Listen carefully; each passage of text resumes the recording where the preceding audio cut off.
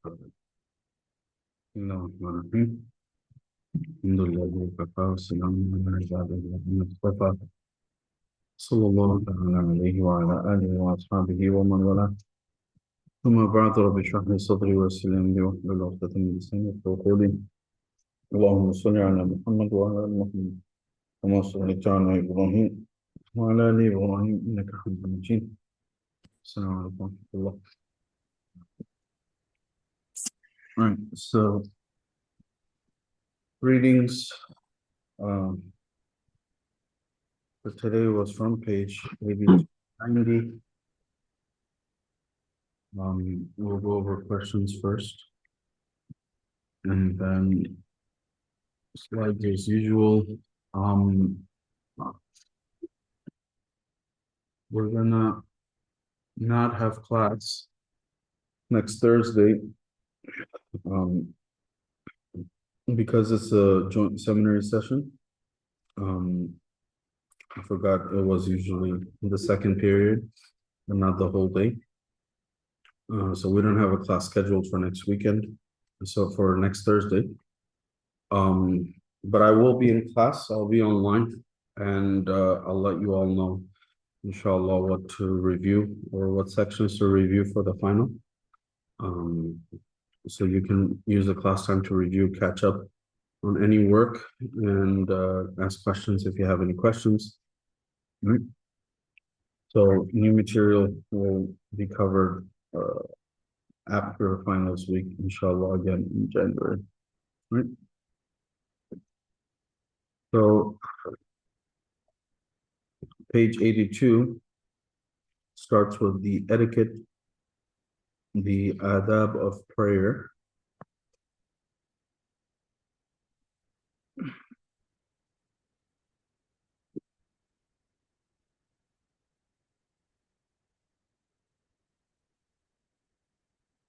I think before we actually discuss any etiquettes,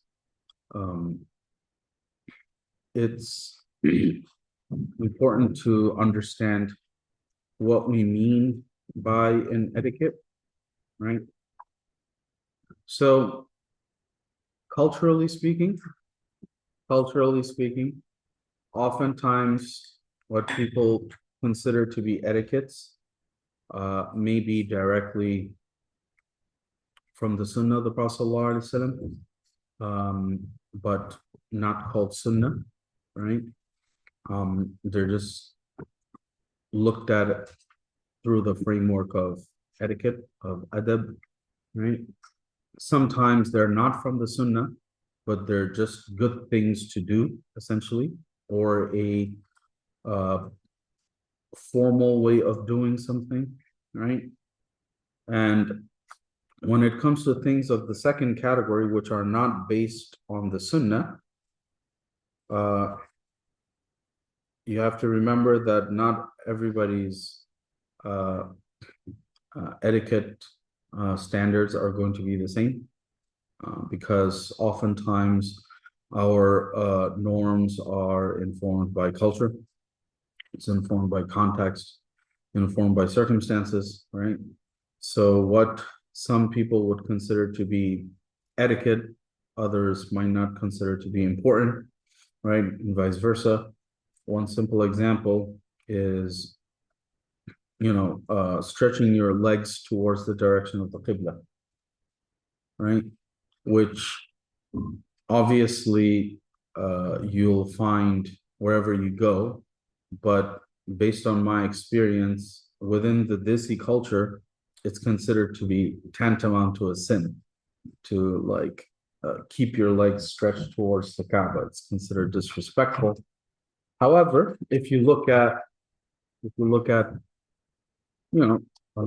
non-Desis, right? Typically that's not something that might come to mind for them, right? So if you grow up in a particular, culture where something like that was avoided by almost every person, like you walk into a Desi masjid in New York, for the most part, you're not going to see people with their legs stretched towards the Kaaba, right? because they don't do something like that. But you walk into other masjids, you might see it more frequently, right? Another example, this does again skewer towards culture, but it is something that is uh, technically disrespectful, literally disrespectful. So putting the mushaf on the floor, the Arabic mushaf on the floor, right? So if you use like the Quran stands, the stands that basically are like that, right? Um, or you just put it on something, right? Uh, that's fine, obviously. But you'll find this very, very common, especially when you go through the Haram. You're confronted with people from all over the world. So, you'll see someone, for example, get a mushaf from a shelf or a pillar, and they're gonna pray 2 rakahs, right? So they might just put on the floor in front of it, like literally on the ground, and then they pray. Or they're reading, they're gonna put on the floor, on the ground, and then they're gonna do like sajda tilawah or something like that, right? Sometimes it's like they're sleeping and their Quran is next to their head on the ground. And you look at like that, you're like, why are you doing that? That's disrespectful. But culturally speaking, they might not see anything wrong with it, right? Or they just might not know, right? So it's important to not conflate adab with sunnah or anything higher than a sunnah. A lot of times, adab or culturally specific adab etiquettes are so ingrained within a person, right? Are so ingrained within a person that it's very, very difficult for them to shake it, right? Or think about it in a lesser way, right? So necessary to keep in mind that adab are not always from the hadith. They're just a better way, more respectful way of doing something, right? And the ones that we are starting off with, adab of prayer, for the most part, if you look at it, none of them are going to break your salah, right? None of them are integrals. They're not mandatory requisites. They're not emphasized sunnahs. That's why they're in this list, right? And they're not going to break your salah if you do them, but it's respectful not to do so, right? Similar to, for example, wasting water while making wudu, talking while making wudu. They don't break your wudu, they don't invalidate your wudu, but there are better things that you could do, right? Better ways you could do it. So,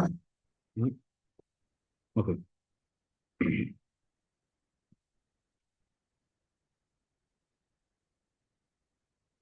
So, any questions?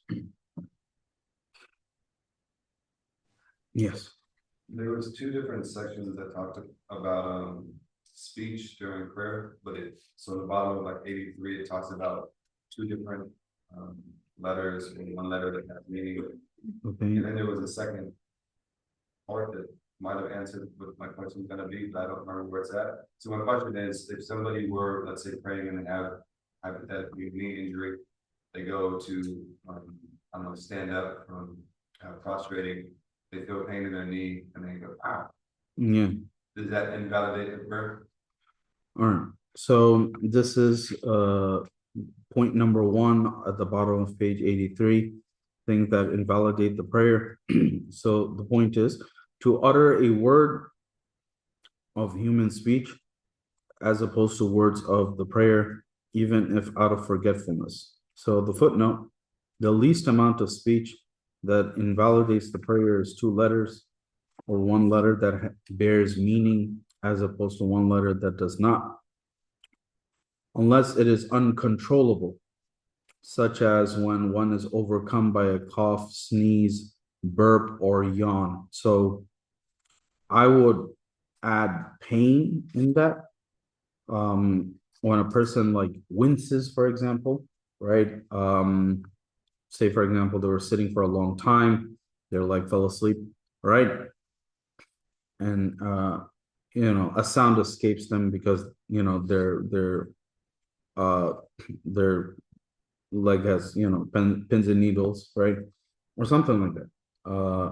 I would say it falls within this unless it is uncontrollable. So what's the difference between out of forgetfulness and uncontrollable? Uh, I think the distinction is made based on why someone is saying something like this. So if it's prompted because of a cough, sneeze, burp, or yawn, so say for example, the type of sound a person makes when they yawn, or the achoo sound they sneeze, right? Sometimes it's just unavoidable because you can't hold your sneeze in, right? So that's what I would say is uncontrollable. If it's out of forgetfulness, it means that it was unprompted by anything else, and a person just absentmindedly said something, right? Now, if somebody were to say, I don't know, like, same situation, wow. And they actually said like, wow, dang, dang. Yeah. Would that be the same thing, or is that now it's kind of like a word? And So the footnote says least amount of speech is 2 letters or 1 letter, unless it is uncontrollable. I think it'll still come down to that, right? If a person says something because they couldn't help themselves, and it's due to something like this, then it's fine. But I think if a person uh, makes like an exclamation, right? For whatever reason, and they try to categorize that as uncontrollable, it won't be, right? So if you look at that list in the footnote, coughing, sneezing, burping, yawning, you generally can't hold them down. You generally can't hold them down. And usually, these things produce a sound, right? So they won't break the prayer, but anything else will.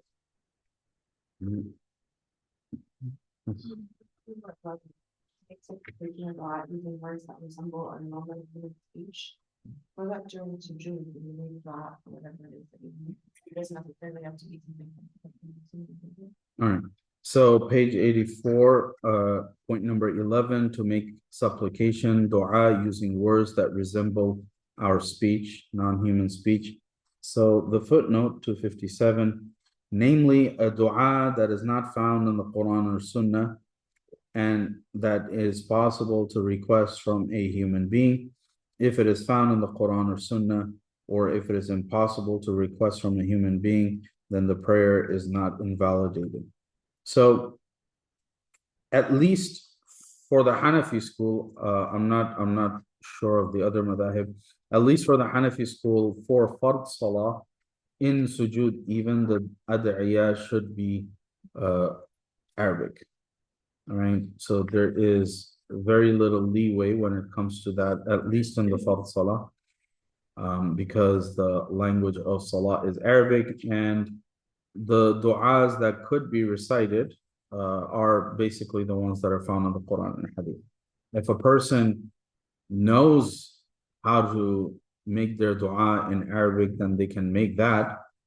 If it is impossible to request from a human being, essentially things like guidance, sustenance, health, safety, security, and so on, right?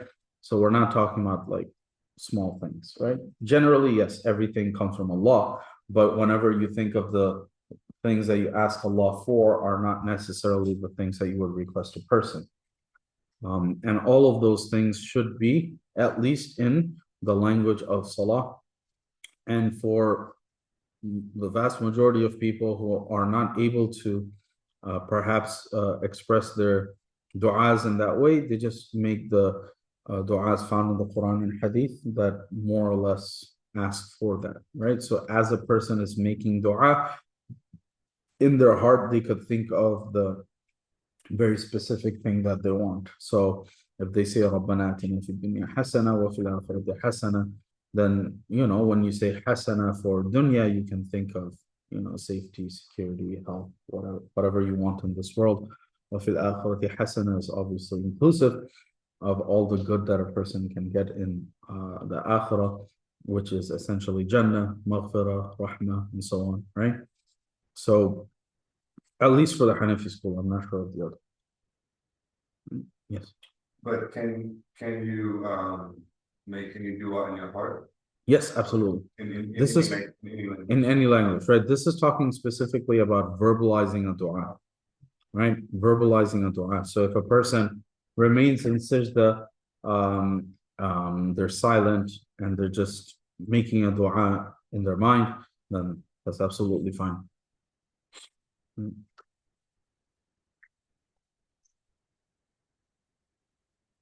Yes. Footnote 259. Okay. Footnote 259. Okay.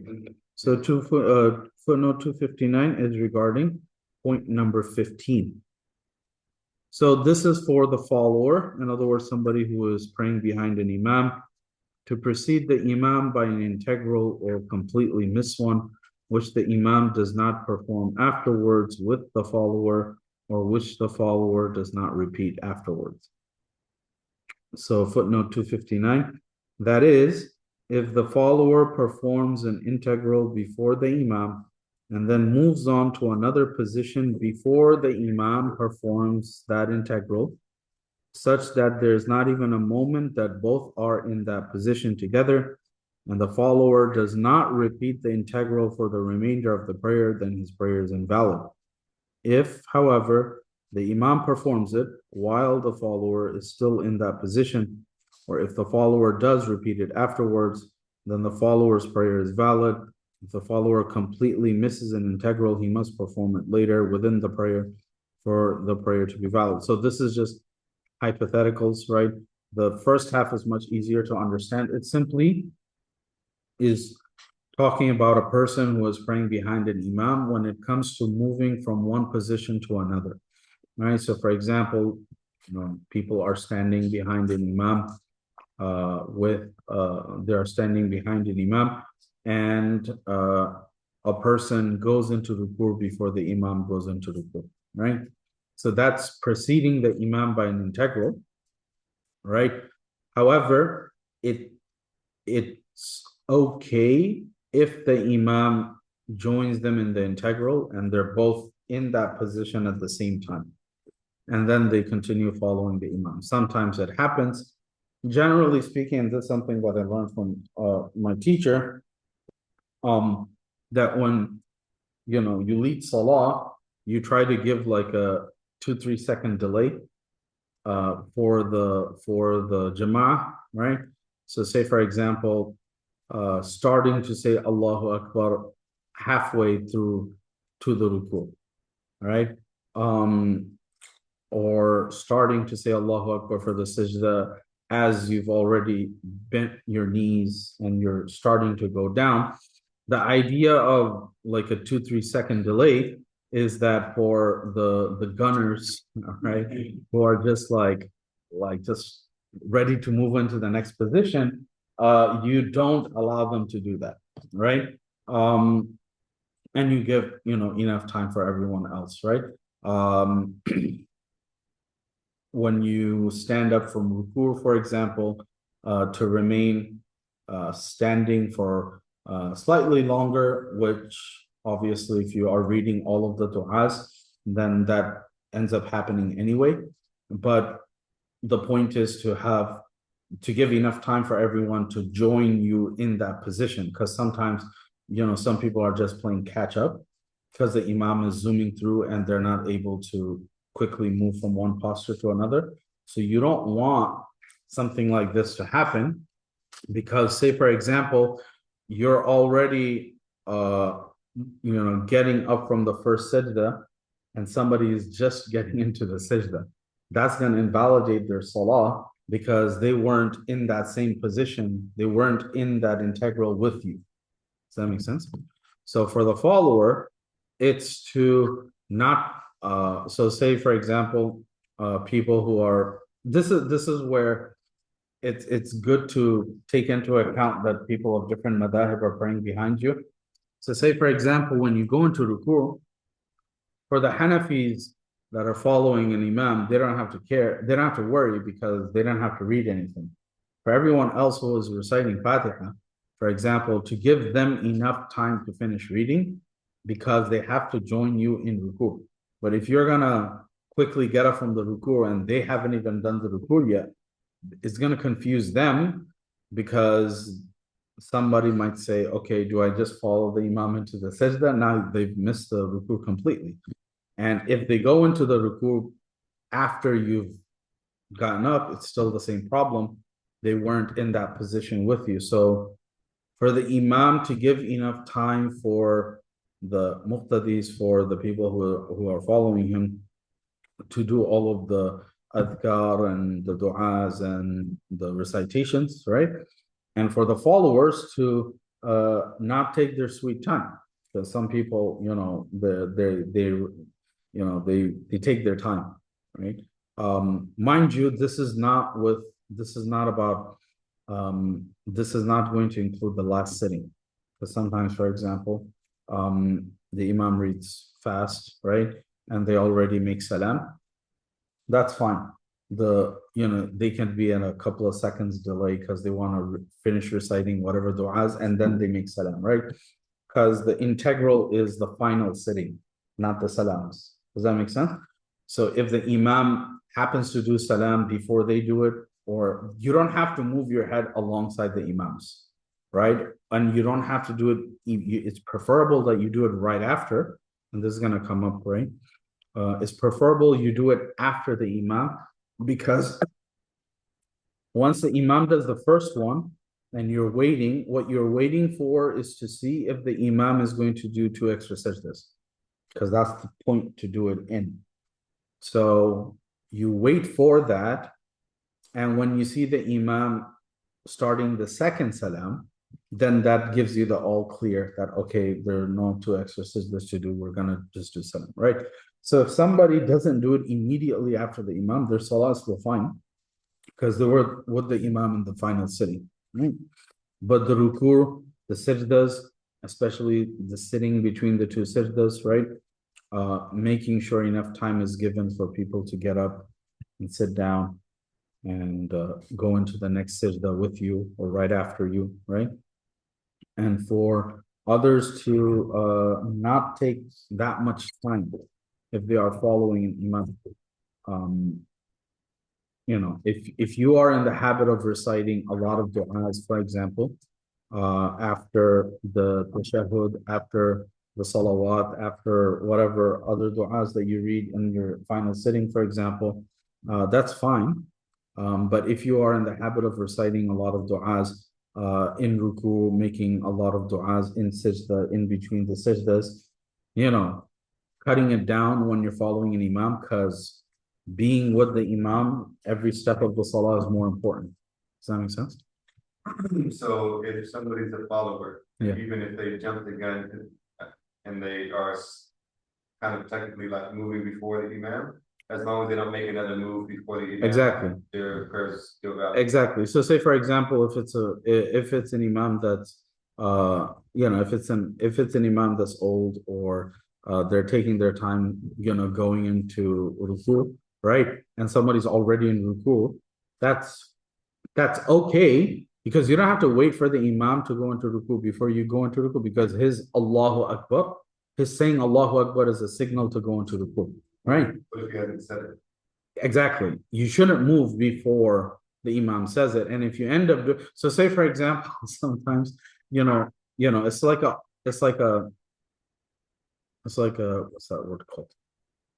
Auditory? Autopilot. No, listening. It's an auditory cue, right? Like you have a visual cue, like which is seeing, right? And you have an auditory cue.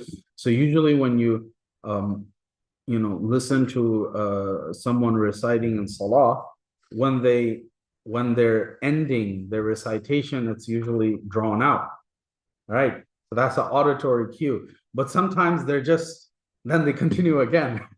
So somebody might already be in ruku, for example, right?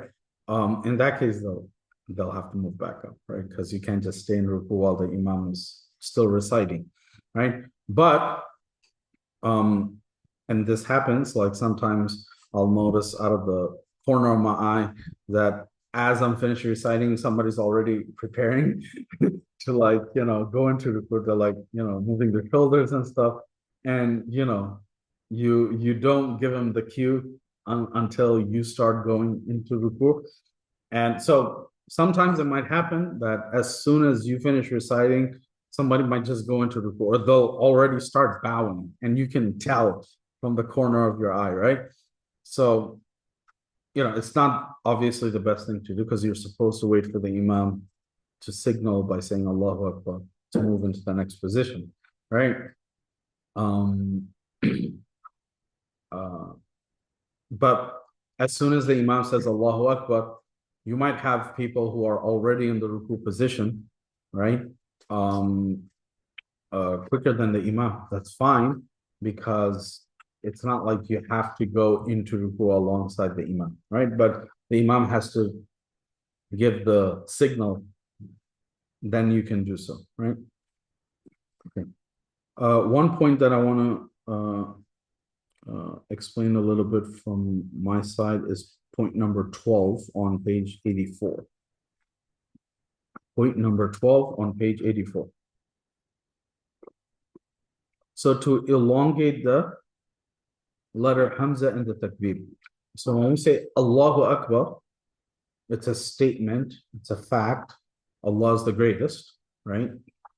When you elongate the Hamza, it means to say Allahu Akbar. That's elongating the Hamza.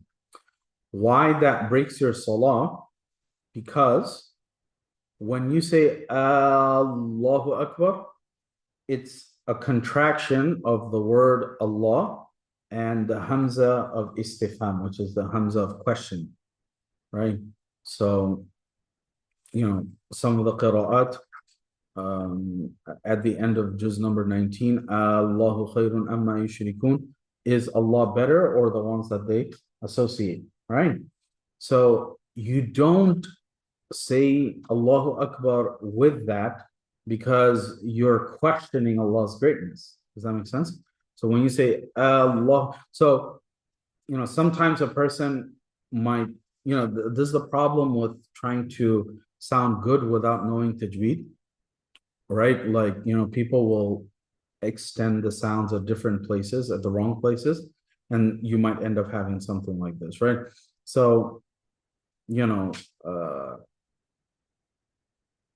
especially in the haram, right? When you have the mukabbir repeating the takbir after the imam, Allah, they're stretching the lam, not the hamza. Because you can't stretch any other letter. Because who has a dhamma, akbar, all of those are short harakat. So the only one you could feasibly stretch is the lam, right? So to stretch that instead of the hamza, right? So because if you end up saying Allahu Akbar, it literally becomes a question. Is Allah the greatest, right? Okay. Another point is point number 2 on page 84, just at the top of the page, excessive movement. So excessive movement will break your salah. Now, what is defined as excessive movement? For the Hanafi school, it's called Amal Kathir. The Hanafi school defines excessive movement, and this is on footnote 250. So excessive movement is defined as that due to which an onlooker from afar who did not know from the onset that the person was praying would be fairly certain that its doer was not performing ritual prayer. If the onlooker would be unsure, then the movement is not considered excessive. This criterion is the soundest opinion on the matter. So, to be on the safe side, you simply don't do anything, whereby if somebody was to look at you, they would say you're not praying. So, very simple example, you're praying salah, your phone starts ringing in your pocket, right? Now, قبل أيام كثيرة جدا, phones had buttons. Right? Now it's a big slab of a screen. It's just a screen, right? So what happens is like somebody gets a call and they're fumbling for like the 3 buttons based on the edges of their phone, right? Like they don't know what button to press, they're trying to, whatever it is, right? So sometimes some people will actually take their phone out and they're going to look at it, or they're going to try to, swipe or whatever to cancel the call, right? So if somebody was looking at you and they saw you, operating your phone with both hands, right? Even if you're standing in a row of other people who are praying, they might think that you just got there and you are putting your phone on silent before you start your prayer. Because nothing about that tells you that a person is in prayer. When you're, like trying to shut your phone off with 2 hands, but you're actually praying. Does that make sense? So you don't do anything that would make a person think that you're not in salah, right? If, for example, a person keeps one hand on their chest, like they keep one hand, and they're using one hand to, shut their phone off, or they're, trying to do so while the phone is in their pocket, somebody looking at you will see that one arm on yourself and they'll say, okay, this person is praying. Does that make sense? This would be the same thing for fixing clothing, right? Sometimes clothing can be very elaborate.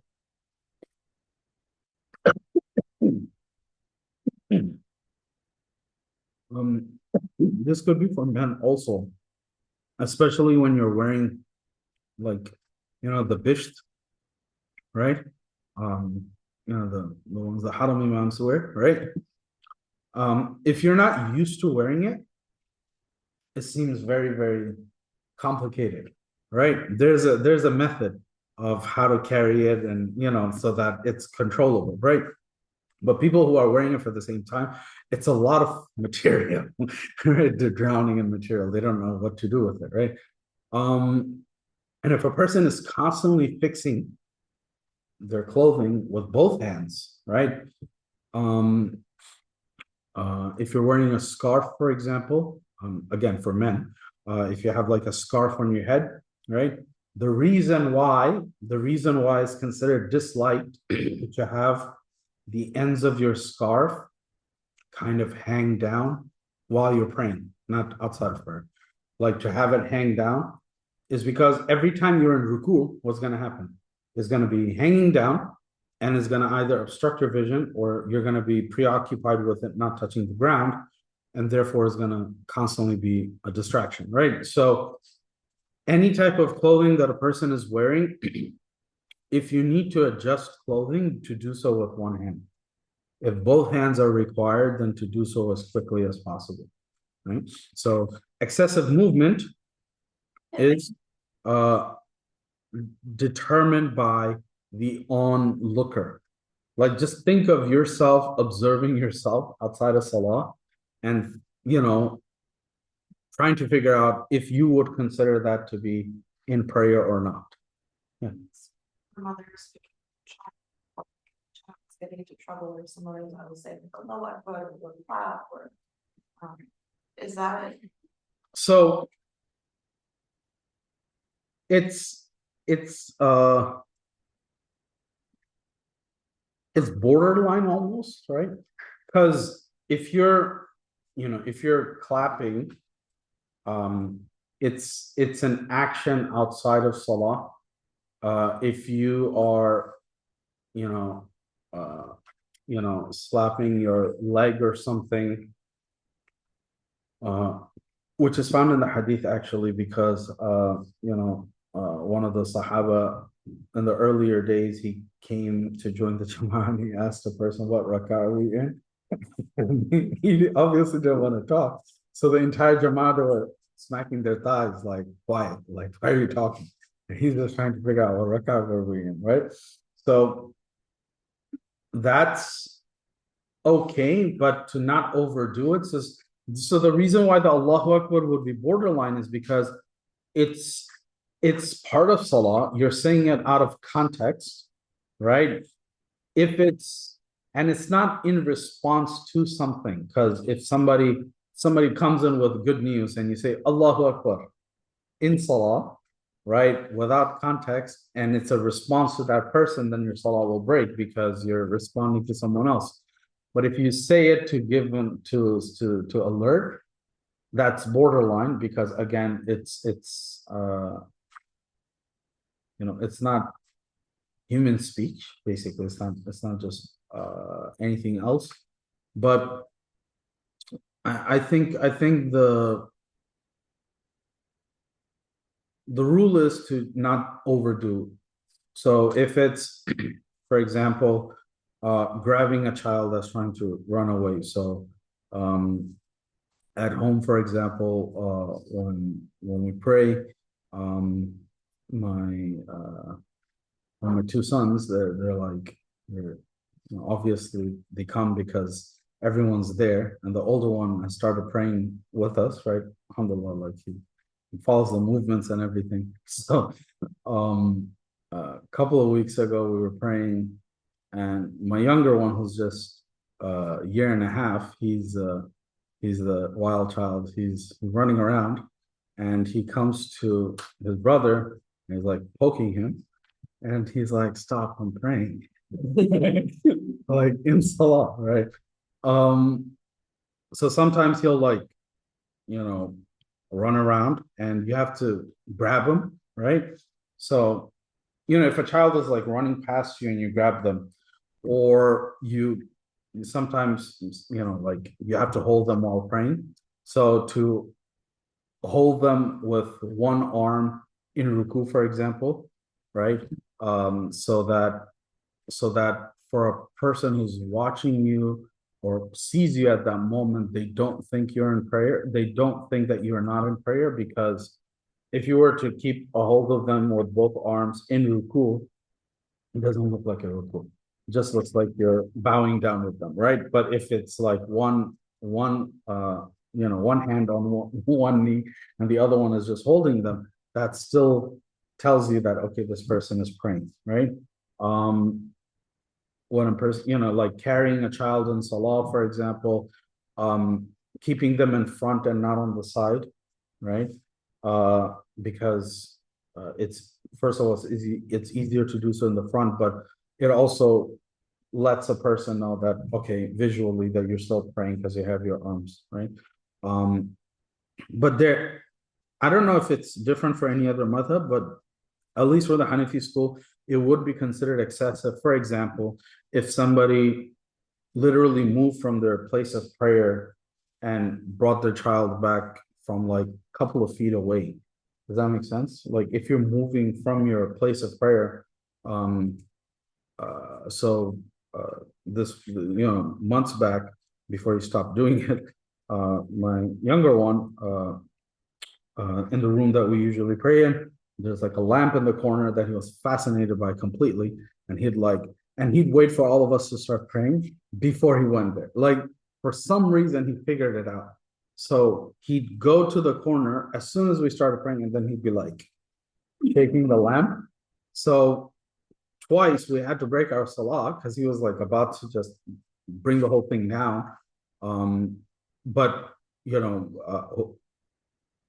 whoever was in the back, when they went, so they had to restart their salah, because for you to move a couple of feet away from where you are and then come back and just resume your salah, you can't do that.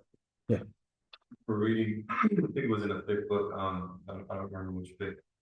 that if you are praying Salah and you're facing the Qibla, and you could, I think it specifically said like your parent knocks on the door, that you could open the door if you remain facing the prayer direction. Have you heard something like that before? No. So if somebody calls out to you as you're praying, you are allowed to break it, provided that you are being called for an emergency. And you have to determine whether or not it is an emergency, right? And usually you can tell by how you're being called. But I don't see why, even if it was possible, I don't see how it would be specific only for, because you don't know who's on the other side unless they're saying it's me, right, or whatever. Because opening the door for them and for anyone else is the same thing. Why would there be an exception for them? Again, it's situation specific, because not every call might be an emergency, right? And it's not specifically about who's calling you, but for what reason. But even in that circumstance, you would not open the door, take 2 steps up, open the door, take 2 steps back. Unless, which is like very, unless you're standing right next to the door, right? And you could literally just unlock it with one hand while being in prayer, that's different. But you wouldn't take 3 steps, so it's like you're 3 steps away, you would just break your prayer if you had to open the door. Yeah. Okay. Exactly. Right. Sometimes that happens, like somebody rings the bell while you're praying. If it's just one bell, if it's just one ring and you're about to finish anyway, then you finish your salah. If it sounds very insistent, right, then you would actually, or if it's like something you were expecting, like there's a package that needs to be signed for, right? And you hear a truck pull up, right, and somebody ring the bell, then reasonably, then it's like, okay, fine, you go because you need to get it or whatever. Make sense? Okay. Any other questions? Yes. Yeah. So you mentioned that it's if you have like some extra du'as at the end, Yeah. like you can recite those. Is it okay to finish your salah a few seconds after the imam if you have like some extra du'as you like recite, or should you try to finish when the imam finishes also? As close as possible to the imam making salam. So say, for example, by the time the imam finishes the second salam, a few seconds after that, at max, a person should make their own salam, because you can't delay it that long.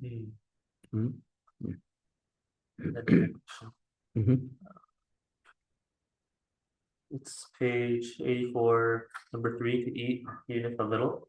The footnote says if you swallow equivalent to the size of a chickpea, that breaks the salah. Does it matter whether it's on purpose or not, or is it just the amount of food that's It's the amount. So this is number 3 on page 84, to eat even if a little. So what does that mean? If you look at 251, so if food is taken from outside the mouth, swallowing any amount breaks the prayer, right? No matter how big it is, small it is, doesn't matter. It's from outside. If there's leftover food in the mouth, right, then swallowing the amount equivalent to the size of a chickpea breaks the prayer. That's a lot of food, right? So that much is going to break your salah. Well, less than that is excused. And this is the same criteria for breaking the fast. So if a person had, for example, they had suhoor, right, and now they're praying fajr, and they're going to have food out in their teeth, right, and something gets out and they swallow it, doesn't break their fast because it's very little. It will be the same for any other time as well, right? But, you know, if it happens to be like something size of a chickpea, then yeah, that'll break the prayer. That's the reason why that will break the prayer is it's big enough for you to not notice. Does that make sense? It's big enough for you to not, anything smaller than that is typically because maybe it's stuck in your mouth or something like that, right? So that will be considered excused. And this is already within your mouth. You're not going, you know, if it's something even smaller than a chickpea from outside your mouth, then obviously that'll break your salah, right? Because it's from outside. Okay. Yes.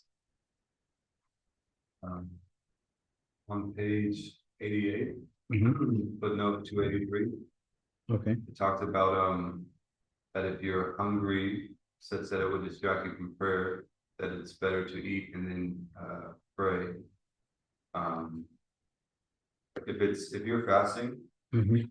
and let's say you're not like at the masjid where they have agreed upon time to break fast and Yeah. eat together, pray and eat together, you just like fasting voluntarily at home, let's say. And you're really hungry, is it better to pray first? Or would it be better in this instance, based on what this is saying, to just eat your food and then pray?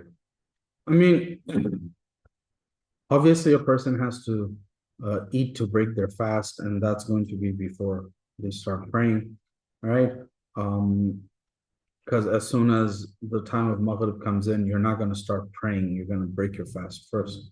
So a person, should eat enough that they're not going to be distracted in salah, and then eat, so that their salah doesn't get delayed.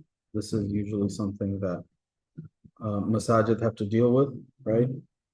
Generally speaking, most places they'll just have dates and water for you to break your fast, and then you pray Maghrib, and then you come and then you sit down and eat properly, right? And others will just be like, no, we'll just get everything done at once, and then you kind of just rush through eating because you can't delay your Maghrib too much, right? So this is talking about in a general scenario, number 26 on page 88, when to pray when food has been served. Why would that be considered makruh? Why would that be considered disliked? So the footnote explains that is while one is hungry and that it would distract him from the prayer. So say, for example, sometimes this happens when you're at somebody's house for dinner, right? And the dinner is being prepared, or at least like it's being put out, and it all obviously depends on the host, but everyone decides that okay, we'll pray as the food is getting ready or is being prepared. That's different. But then, for example, if the food is already on the table, then it's better to just eat because again, speaking, anyone who's ever hosted, if you give out hot food, warm food, and your guests are taking too long to get to the table because they're so busy talking, you're like, yeah, food's getting cold. Let's go. Let's hurry it up, right? So you go and you pray. That's going to cause frustration. Somebody might be like really hungry, right? And to not eat and just pray, especially when there's enough time for salah, right? It's better to eat first so that you don't distract yourself, because your mind is just going to be, let's quickly pray so that we can go eat. Right? So that's what I was talking about. Okay, it's the same idea for number 22 on page 88 as well. To pray while having the urge to urinate or defecate, or while needing to relieve oneself from gas, right? Because you're putting yourself in a very, very physically uncomfortable position because you need to use the bathroom, right? So it's better that you go make wudu and then pray. If it's a scenario where, for example, a person says, I know that I'm not gonna be able to make wudu here. So I'll pray even though I have to use the restroom. Because once I use the restroom, I'm not gonna be able to make wudu here, I'm gonna end up missing my salah. That's different. Just generally speaking, right? So if a person has the choice, then they should be in a state of ease or relative ease before they start praying salah. Okay. So the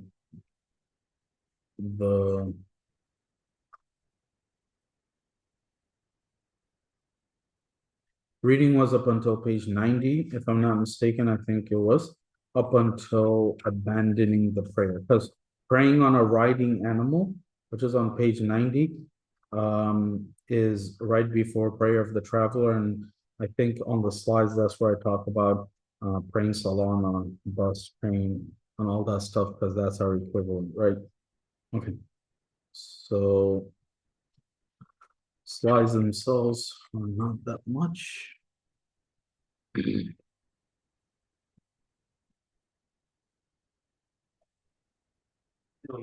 Yes. Says the final supplication is Rabbana is that considered sunnah or wajib? I don't remember that being mentioned. Sunnah. Only the tashahhud is the wajib part, essentially. Oh. Right. The opening, dua for the salah, and that also, just so It's sunnah, yeah. Subhanaka Allahumma bihamdika wa tabaraka ismuka wa ta'ala jadduka wa la ilaha ghayruka thana. And sometimes people, when they join the jama'ah, right? When they join the jama'ah, they'll say Allahu Akbar when the imam is already in the ruku, for example. And because they think the thana has to be read, they'll end up missing the rak'ah, right? So you don't have to read the thana if you are trying to catch the rak'ah, right? Because it's sunnah. So you say Allahu Akbar, and then immediately after that, you join the imam in ruku, right? Yeah.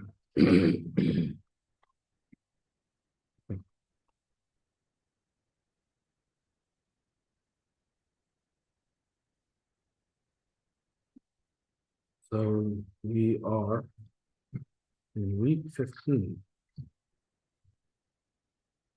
Time flies.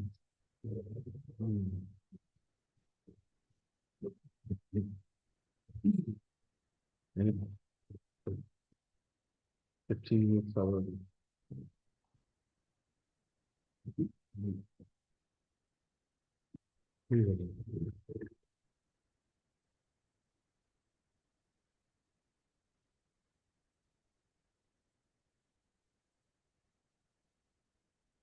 All right. So again, usually the slides don't have every single point mentioned in the book. Some are highlighted. That's the purpose of having you read beforehand. So adab. So if you remember way back when we first started the chapter of Tahara, when we first started the chapter of cleanliness, and we talked about legal values, right? We talked about legal values. Within that, we had one category which was called mandub, the recommended category. The recommended category most prominently has what we would call the sunnah, right? Whether it's the emphasized sunnah, the non-emphasized sunnah, or the extra sunnah. All of those are considered part of the recommended category. Nafal, optional acts are considered part of the recommended category. And adab, etiquettes, are also considered part of the recommended category, right? So adab are synonymous with mandub. Adab are synonymous with mandub. In other words, no blame if not done. Okay. If you don't do it, then nothing's gonna happen. And it's good if you do so. So in the very beginning of the class, before we started questions, I mentioned how adab is typically thought of. Sometimes it's synonymous with culture, sometimes it's culture specific. Sometimes it's informed directly from the sunnah, in which case it's actually a sunnah, but it's generally thought of as an etiquette, right? Sometimes it's inspired by the practices of the pious predecessors, for example, right? But it's not necessary for a point of adab, for something that is considered an etiquette. It's not necessary for it to have evidence. And if somebody gets really hung over, like, what's the proof of this? Like, what's the proof you can't stretch your feet towards the qibla? What's the proof the Quran, the Mus'haf has to be on like a stand, right? Why can't I put on the ground even for a second, right? What have you? It's not necessary to have like a very, very specific piece of evidence. You could just think of it in a more general sense that it is out of respect. Yes, there are certain acts of respect that might be considered overboard, in which case it's usually culture specific, cultural norms, right? And yes, sometimes certain acts of respect are borderline wrong. So again, in Desi culture, the idea of touching the elder's feet, for example, right? This is like, like old school, like generations back, right? Where, you kind of even bow, not necessarily like, Japanese style, right? Or like Asian style bowing, right? But like literally you're like reaching towards their feet or you touch their feet, which is like very sus. Like it's yeah, I don't see the point of that, right? But it's considered respect, right? But you know, for us, culture is filtered through Islam. So even if something is from the culture and people consider it like very, very integral part of their culture, if it's against Islamic norms, if it's against the ethos of the Sharia, right, in any sense of the word, then you're not going to continue to do that, right? But generally speaking, the adab that we find in the books of fiqh when it comes to fasting, when it comes to any act of worship, when it comes to any act of social transaction or like social interaction, anything that is considered adab is generally, it's just common sense stuff, right? So adab can obviously be weaponized, right? Sometimes under the guise of, adab, etiquette, people try to shut down opinions and stuff like that. So has to be there has to be a balance, right? And not necessarily just accept anything and everything. Okay, just a broad way to think about it. Yes. How do you spell adab? So Hamza Dal Ba. Hamza Dal Ba. Adab is simply with an alif after the dal. Right? Okay. So the du'as that we recite in Salah, so the du'as are separate from the adhkar, which are the dhikr that we do, and the qira'at, the recitation that we do. The du'as are separate from those two. And of the du'as, some of the ones that I just highlighted, it's an emphasized sunnah to recite the thana. So if a person is pressed for time, for example, they can skip it. If a person is trying to catch the imam in the ruku, then they can skip it, but they shouldn't unnecessarily consistently skip it, right? It is wajib to recite the tashahhud. So all of the du'as are in the final sitting or during the sitting, essentially, right? So it's wajib to recite the tashahhud, so that's not something that a person can skip over, right? But you can do salam after the tashahhud. because the others are not considered at the same level. So if a person is pressed for time, then you could just make salam, right? However, the salawat after the tashahhud and the du'as after the tashahhud, whether you recite اللهم إني ظلمت نفسي ظلما كثيرا ولا يغفر الذنوب إلا أنت فاغفر لي مغفرة من عندك وارحمني إنك أنت الغفور الرحيم. Typically, that dua is the one that's usually memorized during, like Saturday Sunday school, right? If a person doesn't know that, then equivalent dua would be ربنا آتنا في الدنيا حسنة وفي الآخرة حسنة وقنا عذاب, or just any other dua that you want to make after salawat, right? After Allahumma salli ala Muhammad wa ala ali Muhammad. So these two particular du'as are emphasized sunnahs. So they should not be left out unnecessarily. So, just to, shorten your salah, you kind of leave it out consistently, that would be wrong. That would be blameworthy. A person should recite them. And but if a person is pressed for time, then they could leave it and just make salam. Yes. And you're saying any dua will do at that point? Yeah. And so what's the difference between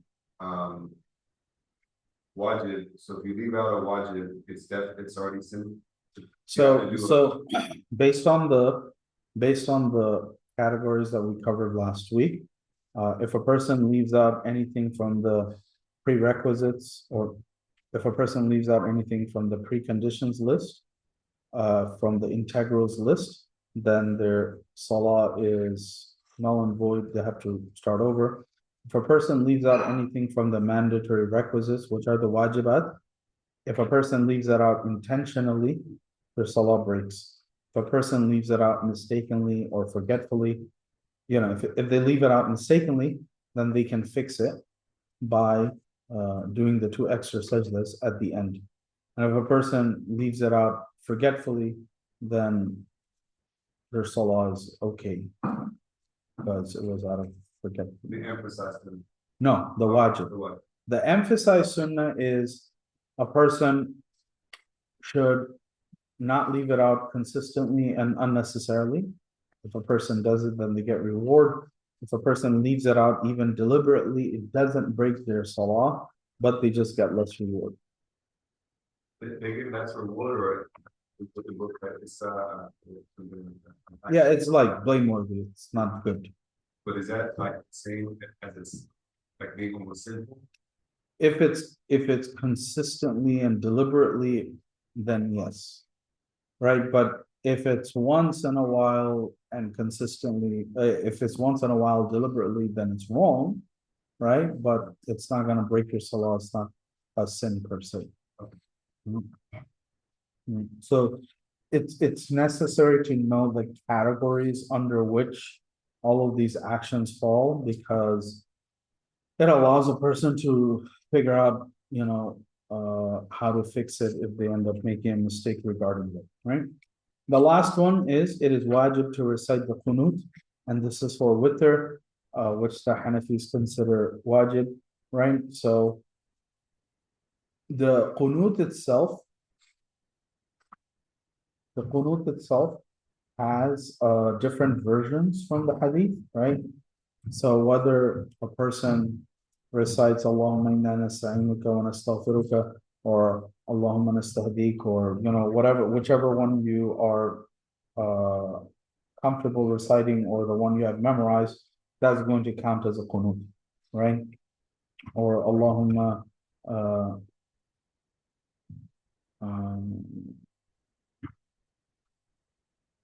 nadi fi man hadayt wa afini fi man afayt, whichever one you read is going to be considered okay.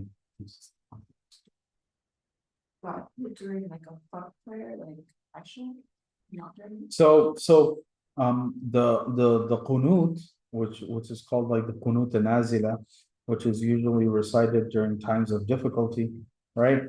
For the Hanafis, the only time for the Hanafis, qunut outside of witr should be done during Fajr. Not typically the other salah. They specify to Fajr, like Qunut and Nazila, right? And the other madhahib are more flexible and they say any salah can have Qunut and Nazila. So typically it ends up being in the louder salahs, right? Fajr, Maghrib, Isha, because everyone hears it. Did you say to Nazila? Nazila, Qunut and Nazila. So it's the same Qunut that gets recited in witr. There are variations. The purpose of it is more so to make a special dua in times of difficulty or in difficult circumstances and so on. So for the Hanafis, the difficult circumstance context. No, it's the same for everyone, but for the Hanafis, it's typically just Fajr. Just five, but the other ones might do it. And any other time, All five, and okay. yeah, and any other, but generally speaking, especially if it's in a Jama'ah at the masjid, the Qunut and Nazil is usually done during the loud prayers. And for the Hanafi, if you don't have like a specific reason why, like a hardship, then you shouldn't do it in Fajr. So Yeah, So if the imam is starting to dua and starts to dua and somebody goes into dua, does that make it very bad? no, they'll get up. So this is just something that happened this past Ramadan. So myself and one other, well, year before last year actually. So we were leading Tarawih at Rancho Masjid, and initially, because in Ramadan typically the witr is prayed together, and because we were doing 20, there weren't that many people left for 20, right? A lot of people left after 8. So even then, for witr, when we started praying, we prayed how the Hanafis usually pray witr, which is you stand up after the second rak'ah, you recite, and then you do the qunut before you go to ruku, right? For the other madhahib, you do the qunut after ruku. So basically, you go into ruku, you stand up, you do the qunut, and then you go directly into sajda, right? So you have both options. Now, the community, right? Not everyone, just the most vocal ones. They were the ones that were used to doing it after the ruku, and they were like, "Oh, this is too difficult." We were confused and like, "Yeah, y'all just making, Bani Israel, mentality. It's like just making things difficult on yourself for no reason. Like you can roll with it, that's fine. Being Hanafi won't kill you, right? But for some people, it's like, no, we never did it like this and so on. So for pretty much, the rest of Ramadan, we just, the other guy, because he was a trainee, so I had him do the witr. So we just prayed witr the other way, right? So basically pray 2 rak'ahs, salam, and then pray the 1 rak'ah, and then do the qunut after the ruku, right? Because that's what people were used to. So my point is, when we were praying when we prayed, like literally the first night when we prayed that, because people are used to going into ruku first before reading the qunut, and Hanafi say Allahu Akbar to read the qunut. When we said Allahu Akbar, some people went into ruku and they didn't know if they should get back up. But if it ends up happening, then a person just stands back up and they do the qunut and then they go into ruku with the imam, right? But yeah, it won't break their salah provided that they get back up. For the Hanafis, generally, you don't raise hands. Yeah, so even for Qunut and Nazila, typically, if for Qunut and Nazila, they'll just keep their hands on the side. Right, because Qunut and Nazila is after Ruku also, right? In Fajr, for the Hanafis, when they do Qunut, they're not going to do it the witr way. So they'll finish their qira'ah, right? They'll go into Ruku, will stand up from ruku, and then they'll do the Qunut al-Nazila. So when they do the Qunut al-Nazila, generally speaking, they don't raise their hands. They'll keep their hands on the side, right? If you raise your hands, it's not gonna break your salah. But just in terms of fiqh, you don't raise your hands other than in the beginning, because that's when, that's the hadith that they follow. Same for the witr as well, is the. For the witr one, they do raise their hands for the second Allahu Akbar before starting to recite the Qunut. Right? For the other madahib, you raise your hands anyway, when you are reciting the Qunut after witr, you raise your hands. You say, I mean, you say, I mean, You can say Amin. You can say Amin. when you say the other, that have raised their hands, like they make the Qunut with their hands raised, so they. Yeah, in other words, like this. Yeah.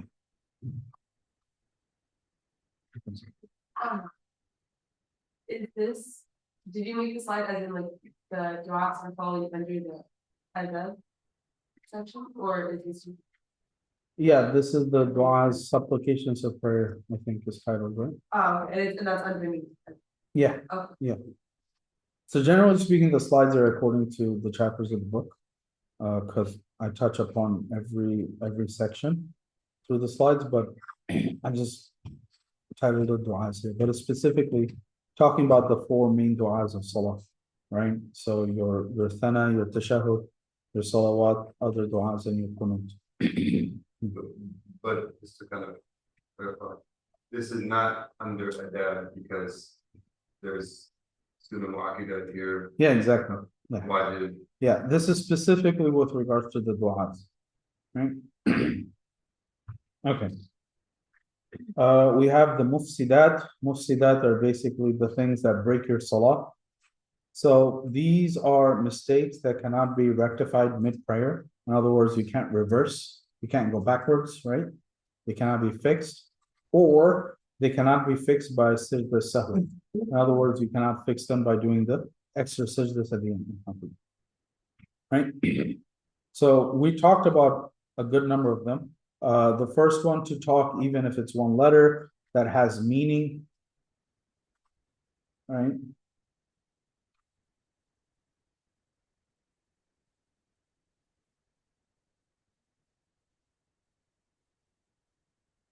To cry out, and so again, this crying out, for example, the talking, we're not talking about these aren't considered the uncontrollable sounds, right?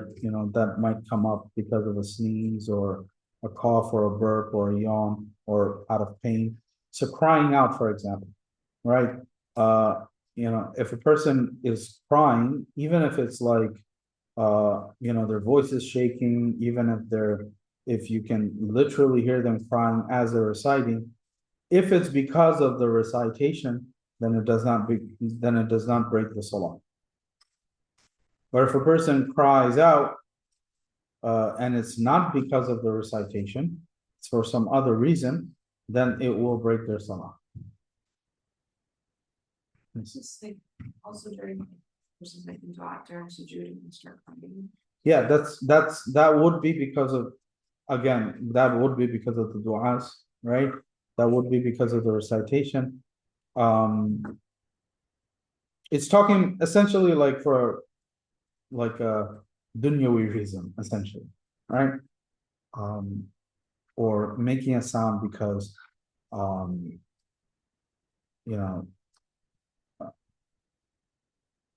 you're praying and you stepped on a Lego piece.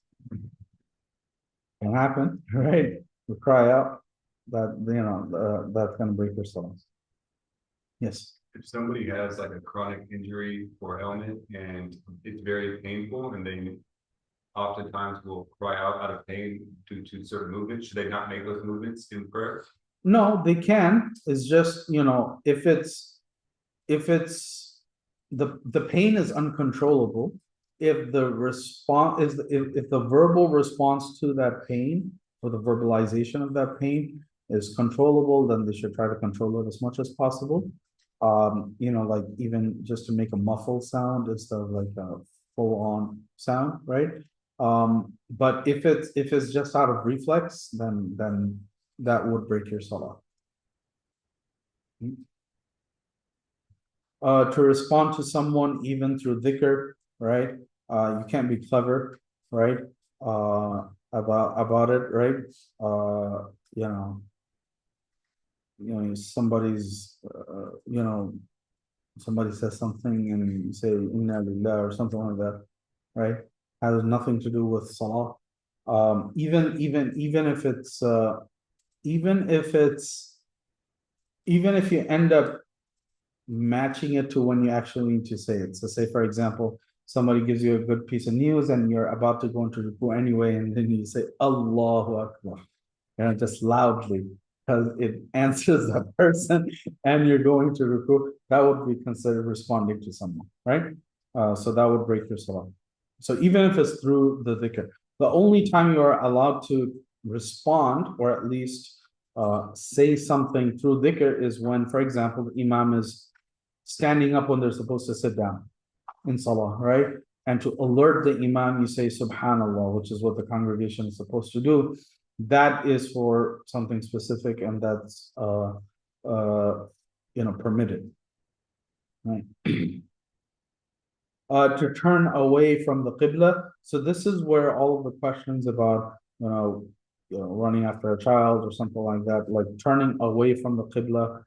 If a person has literally turned their entire chest away from the qibla deliberately, then it would break their salah. If they were turned around by someone else, then they have to turn back during with the duration of 3 tasbihat, which essentially means the time it takes for you to say Subhana Rabbiyal Azim 3 times, or Subhana Rabbiyal A'la 3 times, right?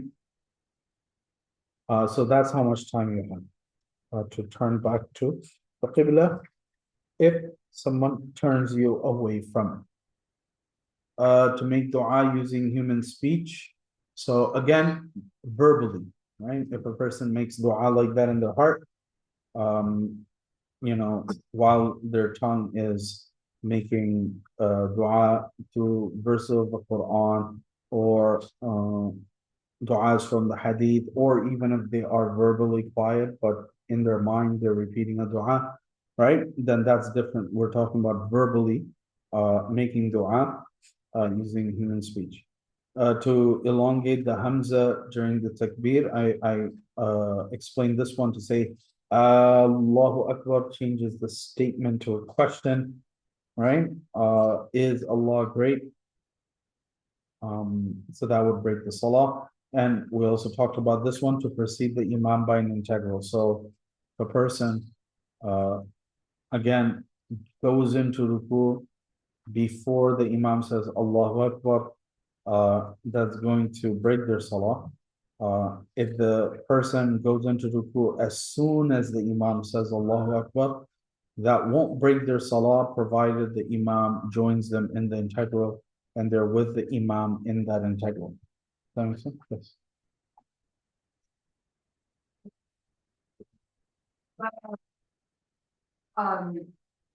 Both when you're standing and reciting what you're talking about, and then also in sujood when you're making dua and stuff like that. How loud is it supposed to be? Is it supposed to be you're supposed to move your tongue, but it's supposed to be something that you can hear or other people can hear? So generally speaking, what's suggested is that in the silent salah, you recite silently, essentially, right?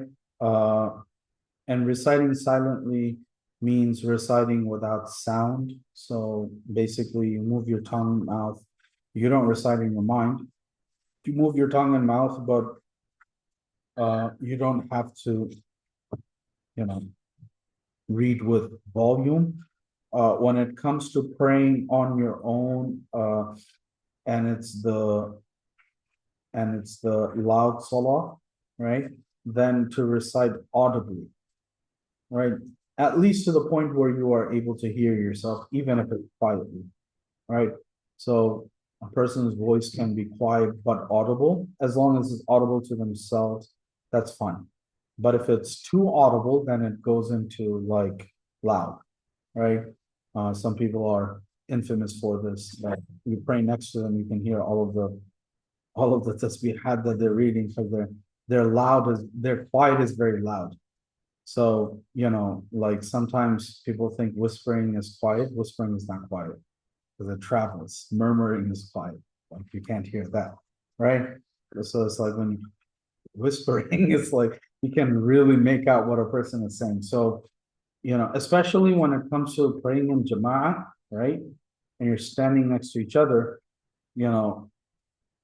for like the tasbihat and things like that, it's best to not, even if you do it audibly, to like at the very least keep it to yourself, which is very difficult. So you just move your mouth and tongue, but you don't do it with any volume.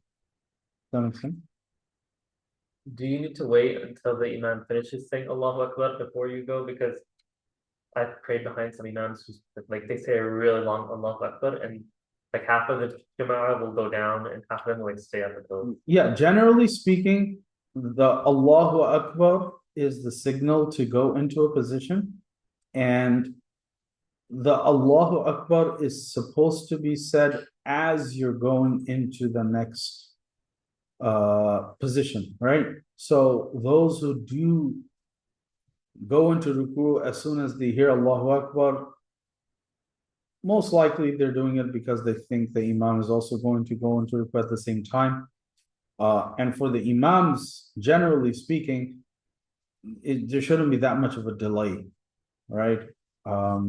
Like you should start going into ruku yourself as you're saying Allahu Akbar, or going into sajda as you're saying Allahu Akbar, so that you don't have anyone just go in before you or go too ahead of you or something like that.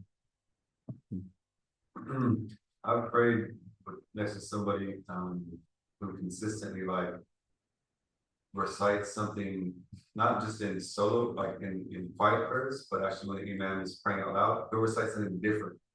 And I think because he's reciting something different, he ends up being kind of loud as well. Like, should you say something to someone like that? One, and then two is like, where does that fall in here? As far as like, is it bad adab? Is it? I mean, generally speaking, when it comes to recite, so again, the Hanafis say that a person who's following an imam doesn't have to recite anything. Does it have to or it shouldn't recite? They shouldn't, because the imam is doing the recitation. For the others, you have to recite the Fatiha.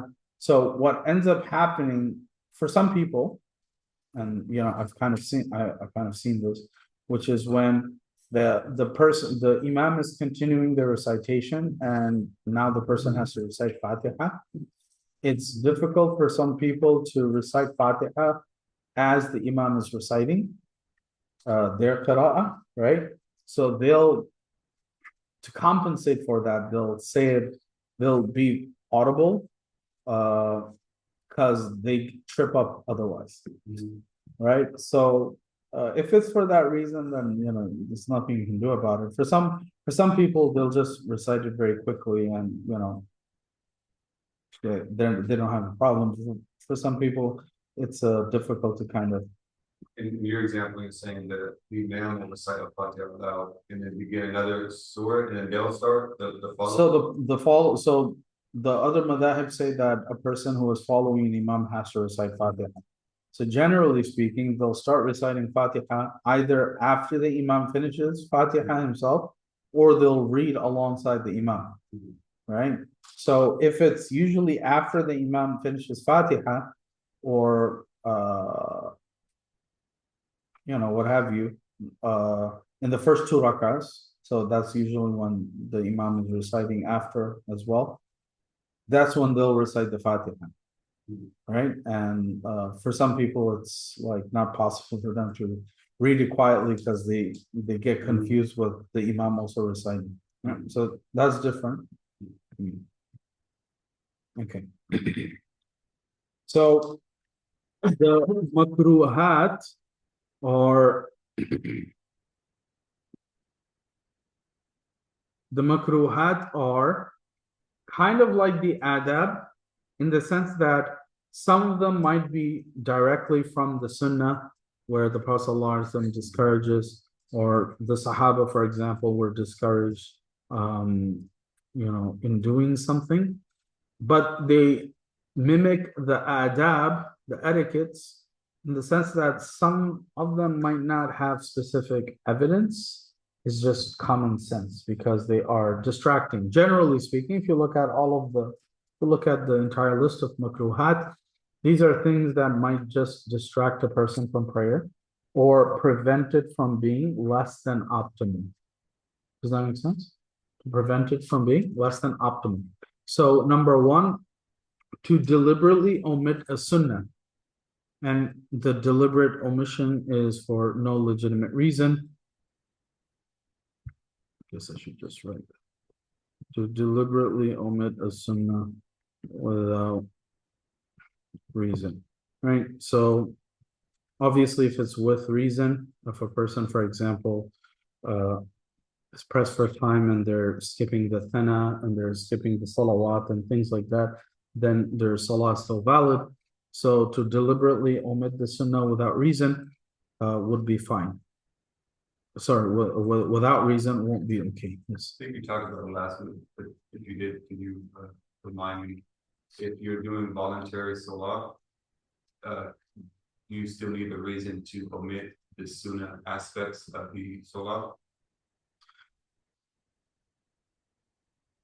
I mean, if you're praying an optional salah, you would still try to do everything that you usually do for your regular obligatory salah, right? You wouldn't leave anything out unnecessarily. Yeah. And if you did, it'd be similar, fiqh ruling? So for example, if a person is praying an optional salah and they need to wrap up quickly for some reason, right? And they just recite the tashahhud and they make salam, that's fine. That's with reason, right? But deliberate omission of sunnah without reason, and especially if it's consistent, if it's without reason and is deliberate, then it would be disliked, no sin, but it will be considered blameworthy. If it's consistently, then it could become sinful. Right. To fiddle around without need. So basically excessive movement without need. Whether it's like adjusting clothing, stretching, subtly and what have you. If it's without need, then it distracts a person. So it would be considered disliked. Number three, to crack one's knuckles, right? Doesn't break the salah, but it's distracting, right? It's unnecessary movement. Number four, to pray on a road near filth. So again, we talked about this, I forgot when, but obviously pre-modern roads were not like paved roads. Does that make sense?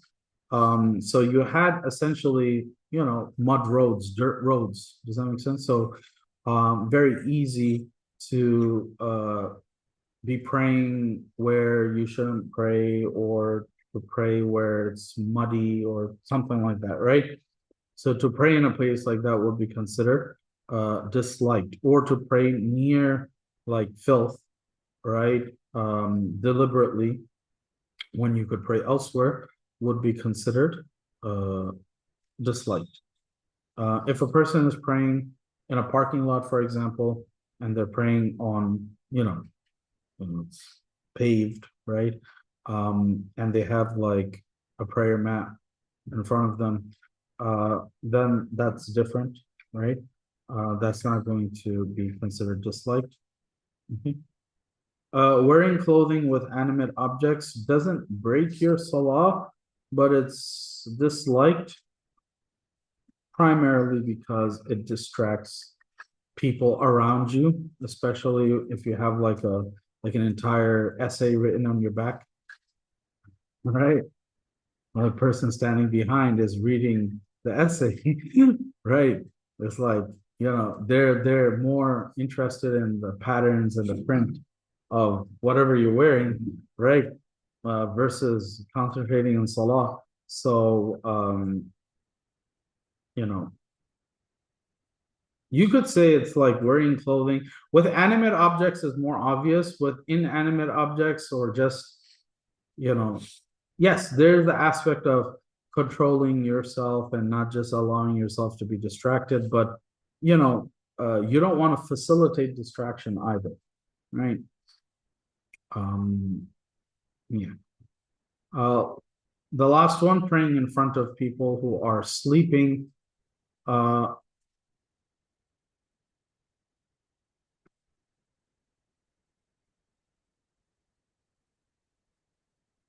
In other words, the people who are sleeping are in front of you, now deliberately praying there. So we have the hadith, for example, of Aisha radiallahu anha saying when the Prophet sallallahu alaihi wasallam would pray tahajjud, sometimes he would move her feet because she would be sleeping and he would move her feet. So the Prophet's house was small, right? So that was where, you know, that was where he used to pray. And you know, if a person has other places to go and pray, then that's what they should do. Right? But to deliberately position yourself in front of someone who's praying, then that would be considered dislike. All right. Okay. So some permitted things to do in salah. Number one, to say subhanallah or gesturing to someone who passes in front of you, right? So, you know, if a person, for example, is able to, and they can see that someone is coming down and is gonna pass in front of them, and they put out their arm, for example, right? Or they say subhanallah to alert someone because they might not have noticed that you're praying, right? Then that's okay, right? To not overdo it, obviously, right? You know, like put a clothesline, a wrestling move, right? Right? You know, some, you know, like kids running around and you just put your arm out, like things into your arm. That's wrong, right? You shouldn't do that, right? So even the gesturing or saying subhanallah to someone who's about to cross in front of you should be done in a controlled way, right? And if they end up, if they're already crossing you, then you don't pull them back.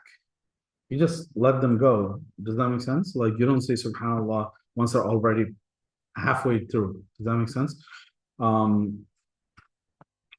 If it's in a place where it's not possible for them to pass otherwise, so say for example in the haram, all right, like if every person who's praying had to stop somebody else from passing them, nobody would leave the salah, nobody would leave the masjid the entire day, right? Because it's just impossible, right? You don't deliberately walk in front of people. If there's no other choice, then you do so, right? But generally speaking, in the Haramain are kind of the exceptions because it's just not possible for you to leave otherwise.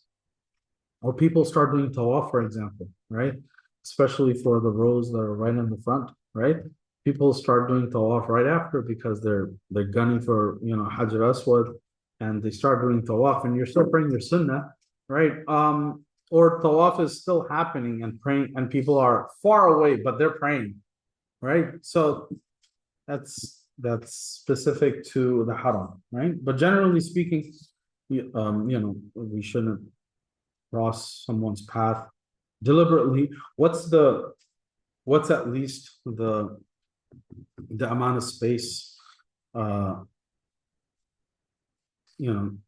should be there for you to pass in front of someone? Generally speaking, they say about 2 rows, 3 rows, right? Not so now what do we consider to be rows? Because in our masajid, our rows are based on the carpets. Does that make sense? Like, each row has like, prayer rug. And that's usually what now three rows of that length is a lot. Generally, it simply means like at least two persons away, right? Maybe that person and a little more space. And if you're coming down from the front of the masjid and somebody's praying, then you don't, you try to stay on the side of them because you're passing by the side of them instead of, passing by in front of them. Does that make sense?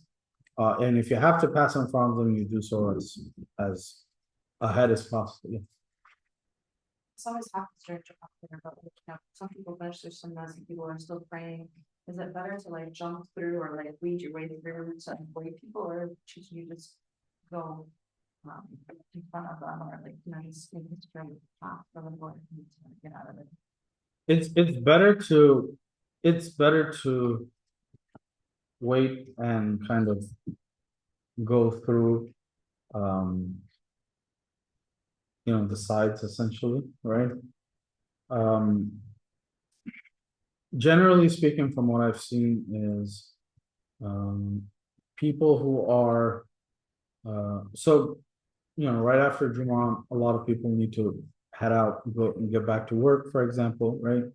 So usually you won't have people start sunnahs immediately because they know people are passing, right? So they'll wait. And if you happen to finish early and you're going out, you should try not to cross people directly in front of them. It should be at least ahead possible, right? And to kind of be more so on the side of someone who's praying, right? Ideally, they're ideally people who are praying sunnah move to the sides or move to the front or what have you, but it doesn't end up happening. But as people pray and move out, there's more space for you to maneuver.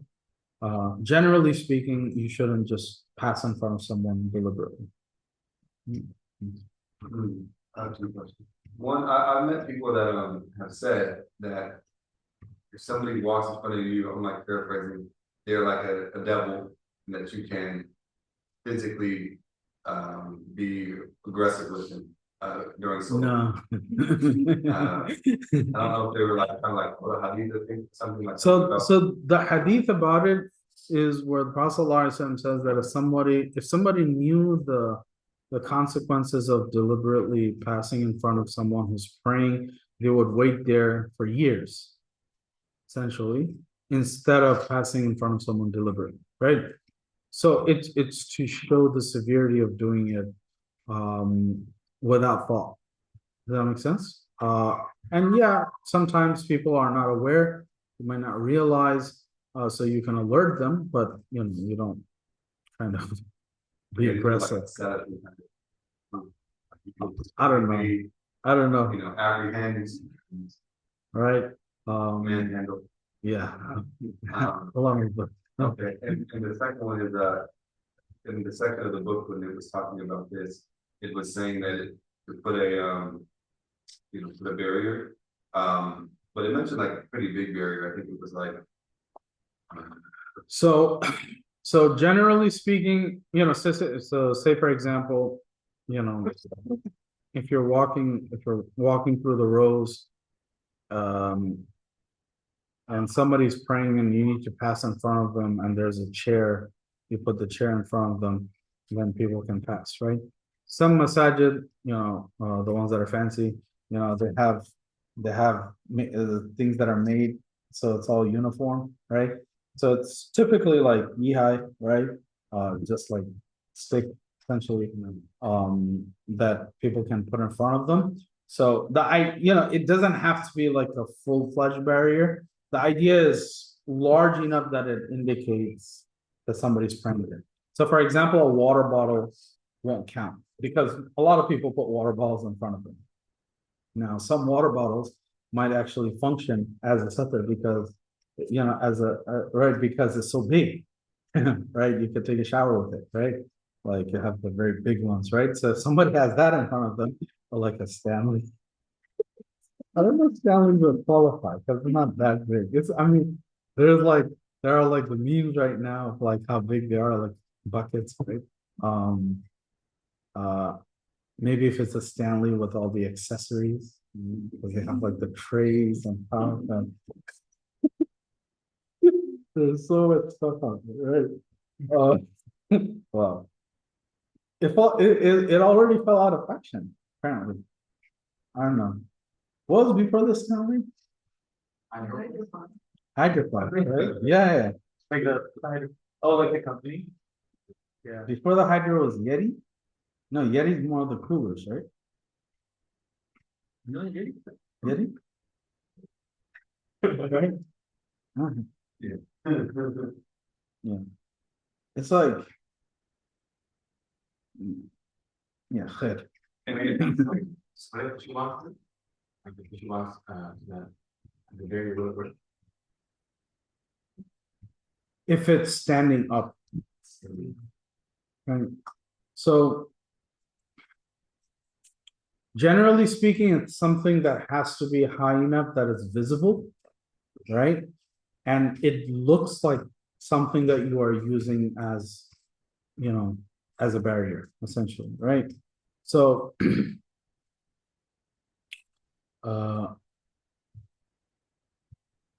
sometimes, for example, people who are sitting in the back row on a chair, they might have like a walker, for example, and they have that in front of them, that would function, right? If people are praying on chairs and there's a chair in front of them or a stool in front of them, that would be fine as well. But it has to remain upright, not on the ground. So say, for example, if somebody has their jacket in front of them, that's not gonna function as one. If somebody has a bag in front of them, but if the bag is like upright and then that would be fine. Right? If it's on the ground, laying, just laying flat on the ground, that wouldn't count.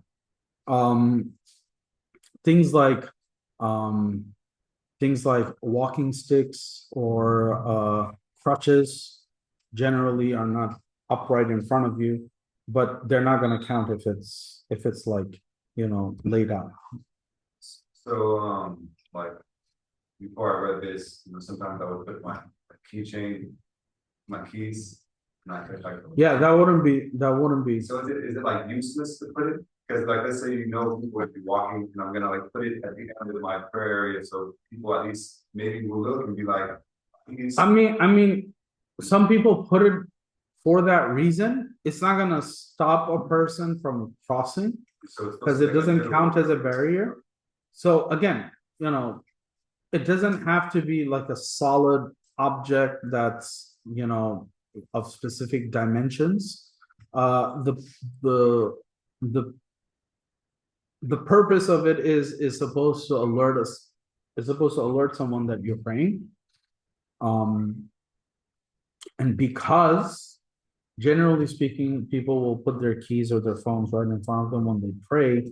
Most people don't count that as a barrier. It's just where they're putting their stuff or as they're praying.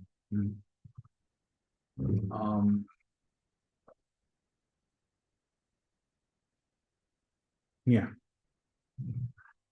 So if they were to pass through the tunnels, you have to pray. No, it doesn't break your prayer. So if somebody crosses in front of you, whether if they did it deliberately, then they're going to be sinful. If they did it mistakenly or forgetfully, then they're fine. Your salah doesn't get affected at all, right? What you're allowed to do to prevent them from crossing in front of you deliberately, or to alert them so that they don't do it even as a mistake, is to say subhanallah, or to just kind of put your arm out. Because most people, when you do that, they realize, oh, they're praying. Yeah, it's fine. That doesn't break your salah, right? To kill something that can harm you.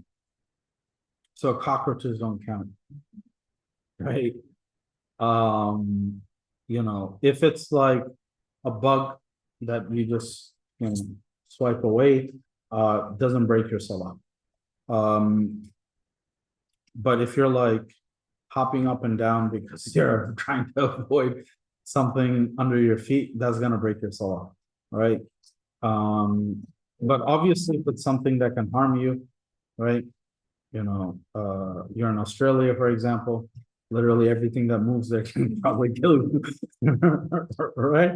And you don't know, then yeah, you could absolutely, so you could break your salah if it requires excessive movement, right?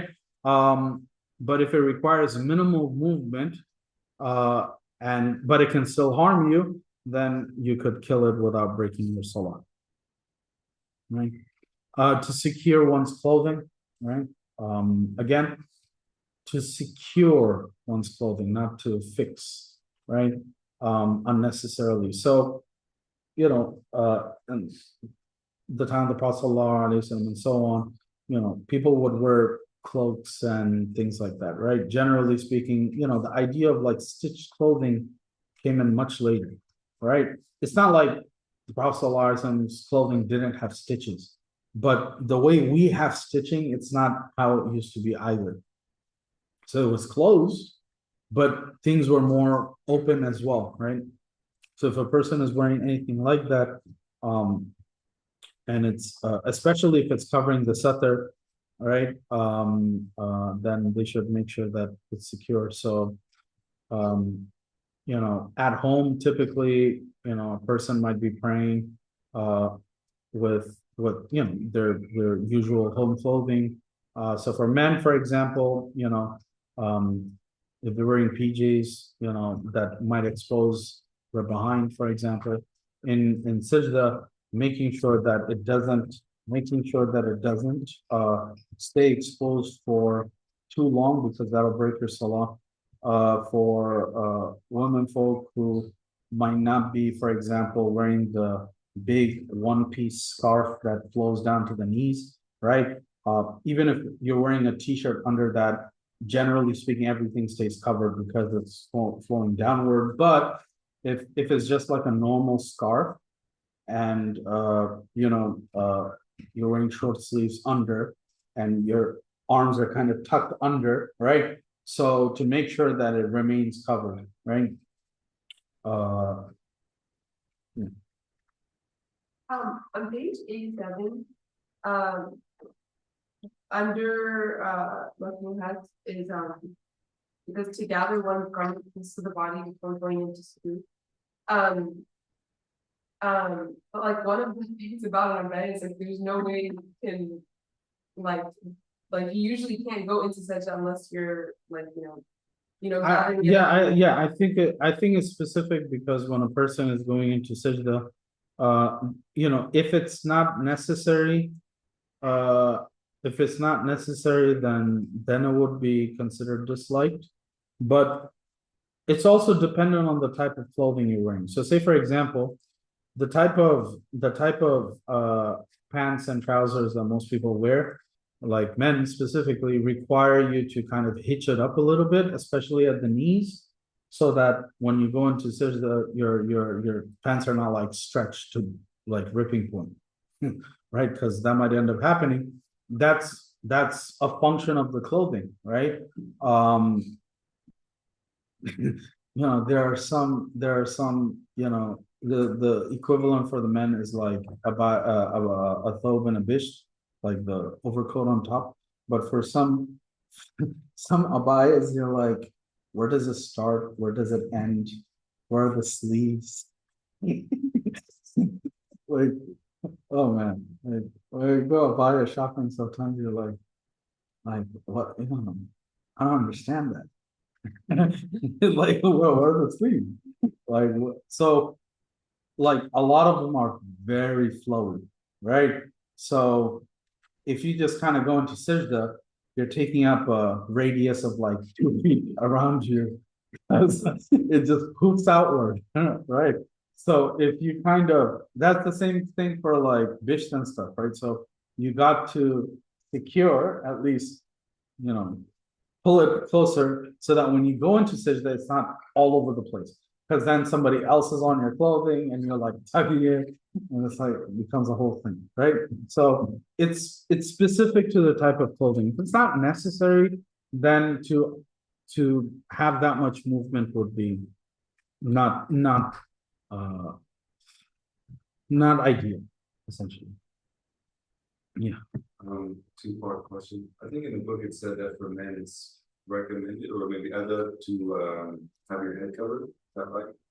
Yeah, I mean, based on the hadith, the sunnah of the Prophet was to, either wear a turban or to wear what's called like a kufi, qalansua, right?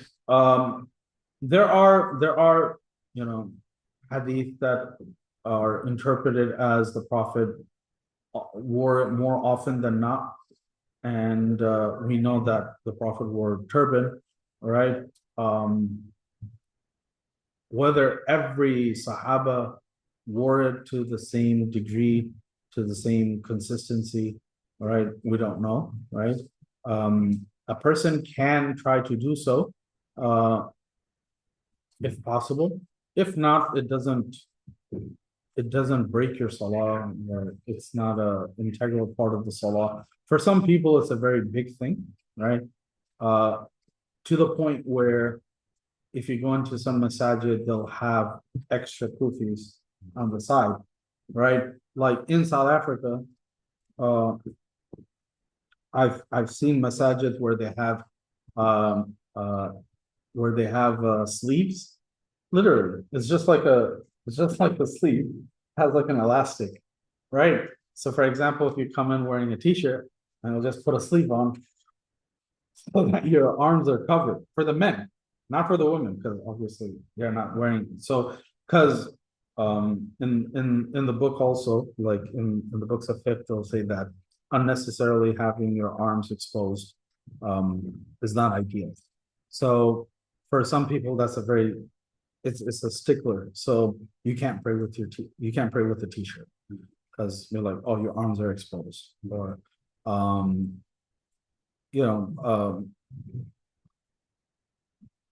or your they don't say it's fault, but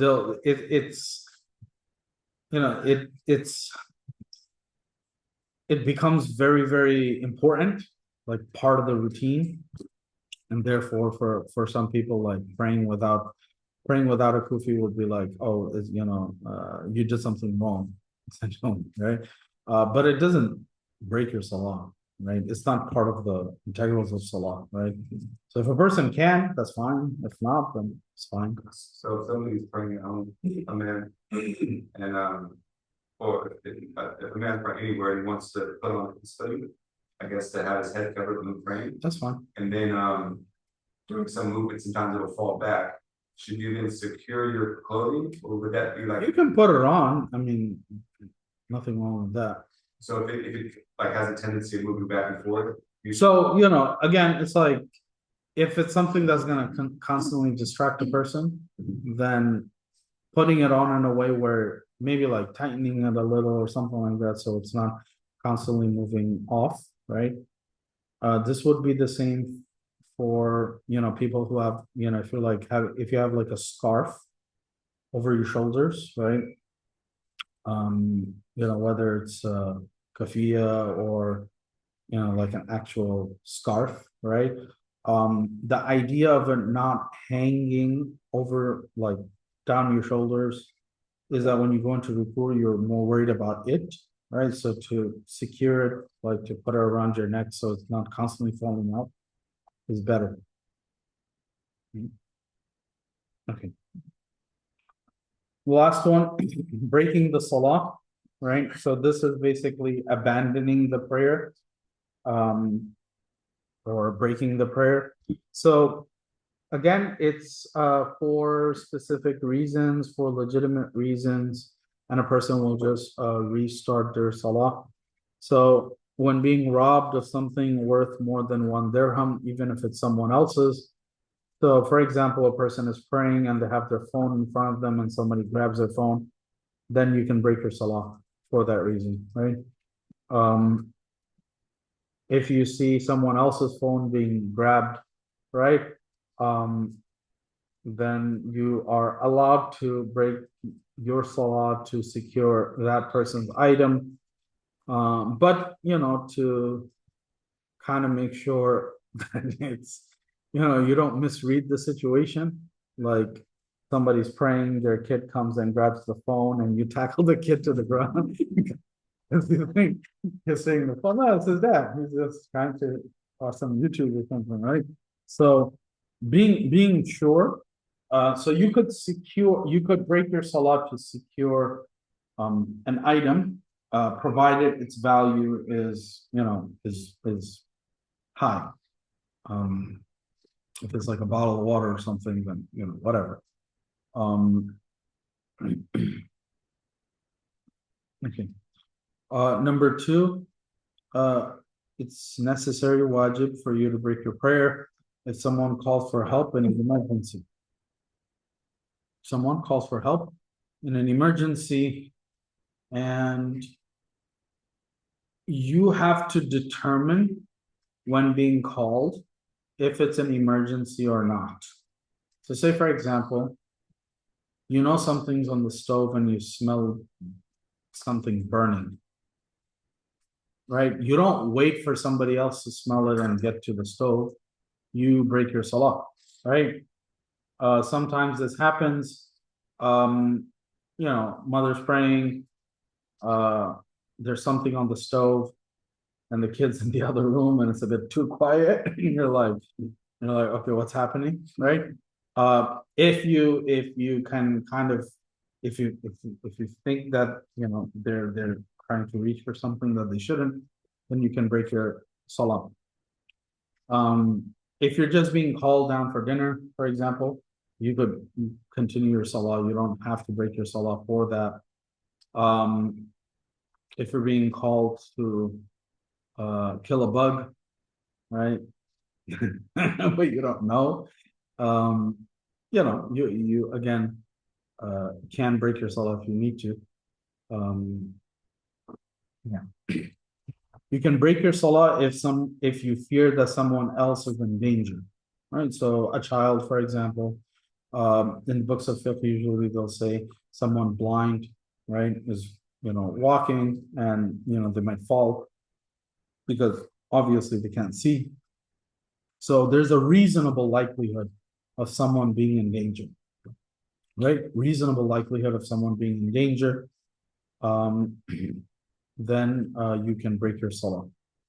And it is permitted for you to delay your prayer in dire circumstances. So in the books of fiqh, they'll mention, the enemy is at the door of the city and, the army is defending the city.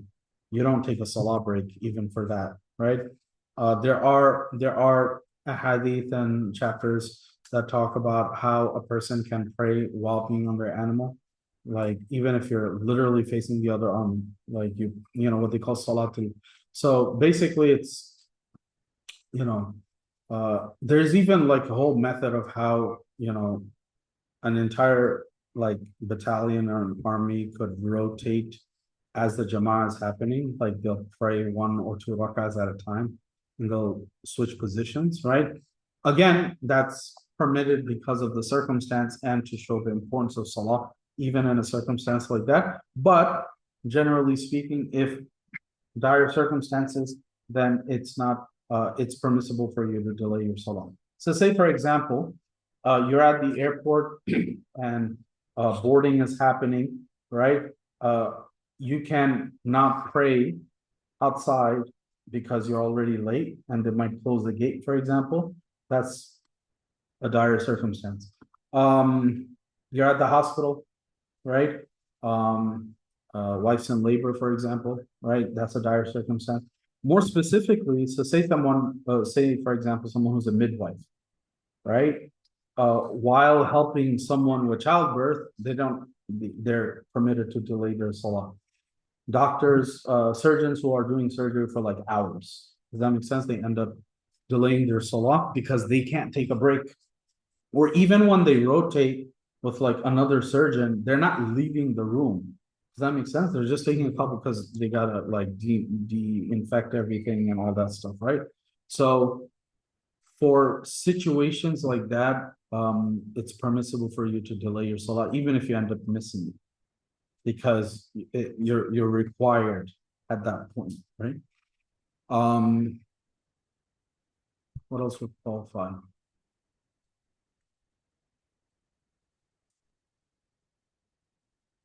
Yeah, those are the ones that usually come to mind, right?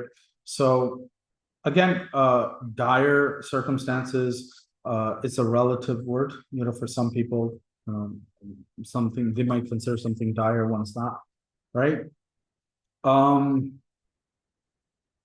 This question came up, for example, this past year when people were buying their Hajj packages, right? So the Hajj packages were being released on the new government website, the Nusuk website, and it was being released Saudi time, which coincided with Jumu'ah. The first round of packages that were released are coinciding with Jumu'ah. A lot of people were asking, like, do we miss Jumu'ah? Because you got to be online and ready to log in and buy your package because the process is so it's like it's messed up. They're still, you know, working out the bugs and stuff like that. So for some people it was like I'll be online as much as possible and I'll join just for Jama'ah. Like even during khutbah, like, you know, some people had their laptops and things like that, right? Or they had somebody else do it for them, right? So something like that, right?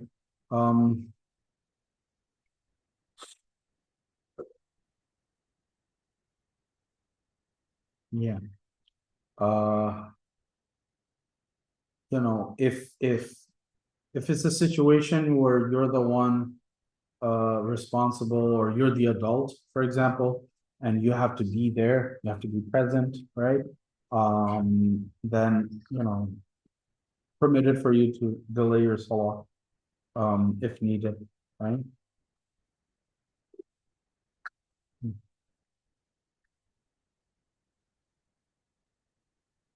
Can't think of any other.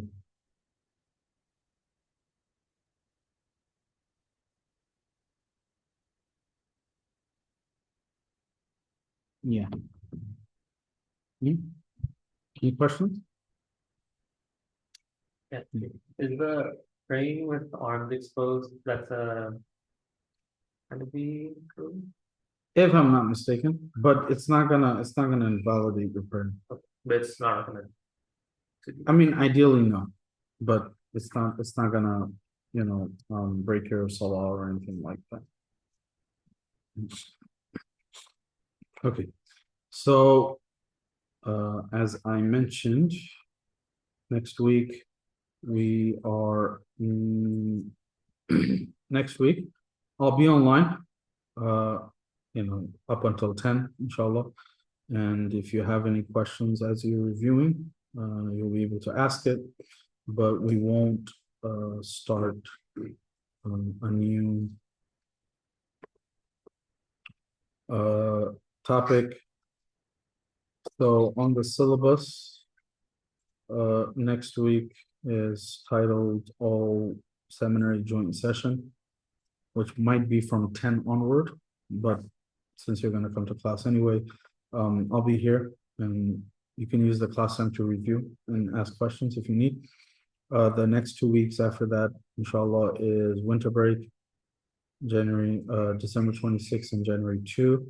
And then the Thursday after that is during finals week. So that's when the fifth final will be. Again, just like the midterms, I'll post the Creed final earlier, and the fifth final will be on Thursday. So you'll be able to take it in class or study in class and take it by the end of the weekend, inshallah. So we'll be resuming class essentially the weekend after, right? And that will be on the 16th. Inshallah. Right. So bit of a break for anyone who's kind of falling behind in material. You'll have enough time to basically catch up during the break and to submit any work that's missing. For the most part, I don't think anyone has not yet submitted their midterms for my class. If you have not caught up on the videos of pre-class, for example, then this is the time to do so. And next Thursday, inshallah, I'll let you all know what sections to go over for the fiqh midterm, for the fiqh final. So our next topic is week 19. So 16 is seminary session, 17, 18 is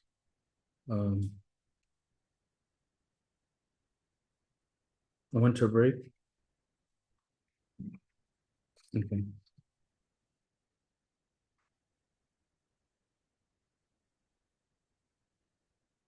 I'll have to double check the syllabus, but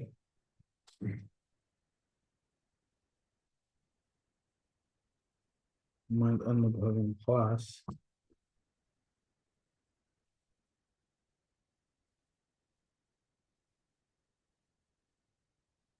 Okay. Right. Jazakallah. Subhanallah wa bihamdihi, subhanakallah wa bihamdik. أشهد أن لا إله إلا الله أستغفرك إليك. السلام عليكم ورحمة الله وبركاته.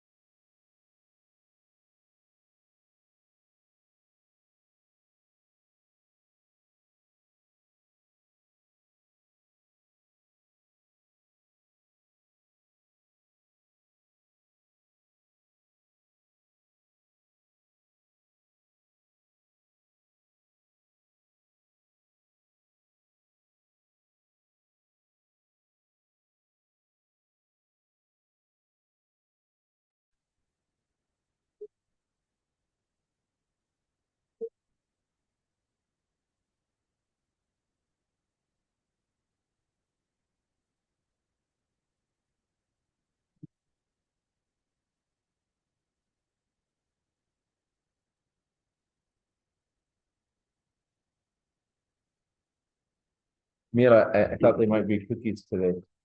Just like if there was a day that cookies were needed, it was today. So people leave at least with a sweet taste in their mouth.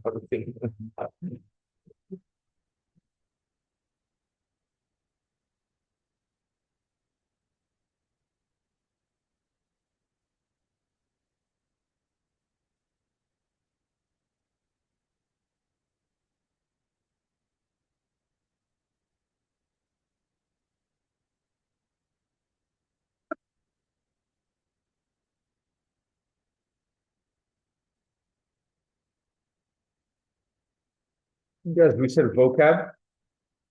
It's solved, family 2 through 5, right? And understood that vocab includes not just vocab charts, but I don't know, anything else that we included in vocab, which was there were some words on the chart of feminine because Arab said so. It never came up. There was body parts. There was also special mudafs, which was all included within vocab.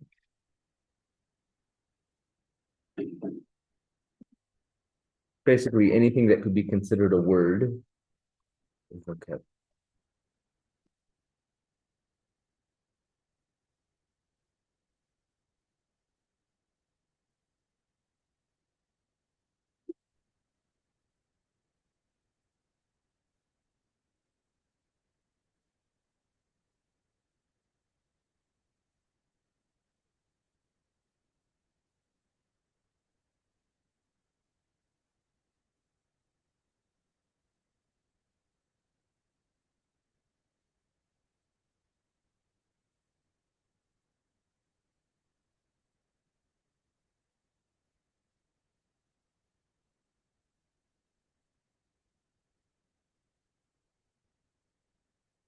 Those of you online, just the same process.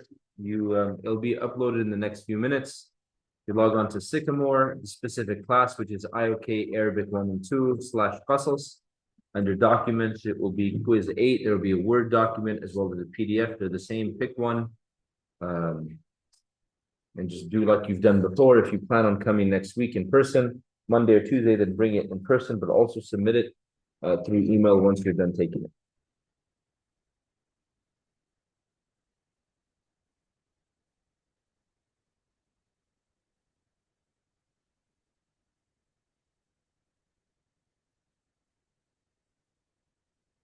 It's only 110 words.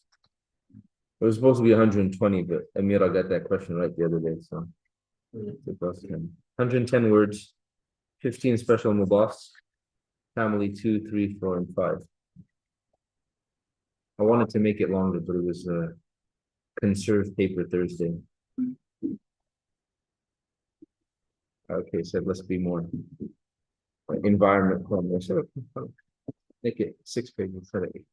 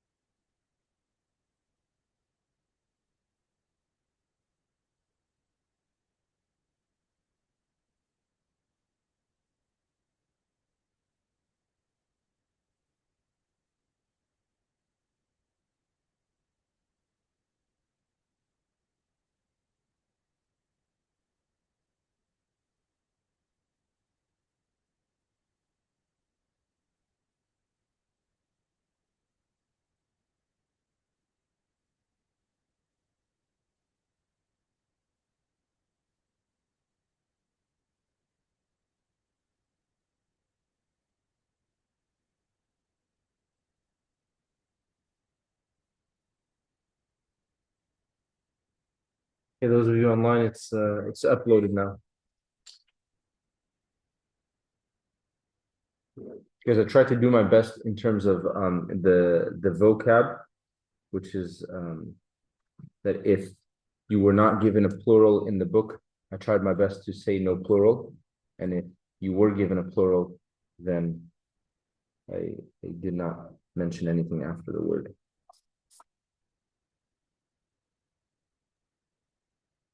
And sometimes for certain words, you were, for example, without mentioning the word in Arabic, for the word year, you were given two different words.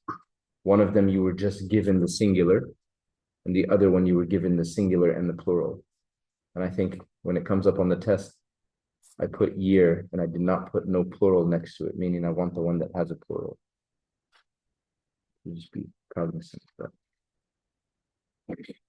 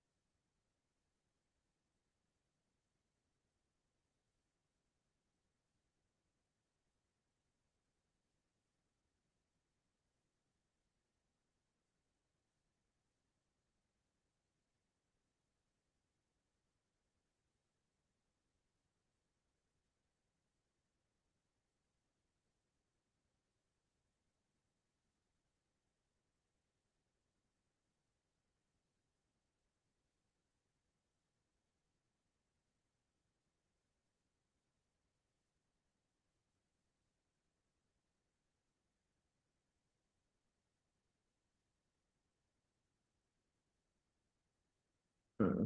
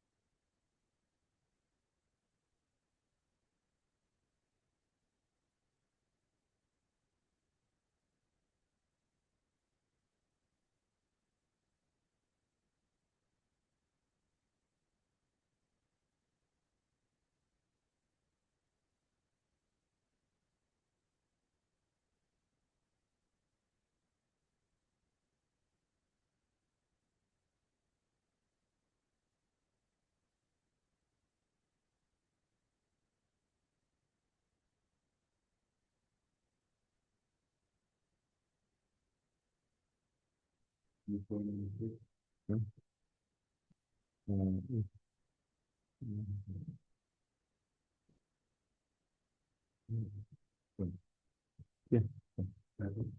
Yeah, I mean, but just fill it out. It's the same one. It wasn't too different. 94 and 96 are the same. You get 94 right, the hope is you get 96 right. If you get 94 wrong, the hope is you get 96 wrong as well.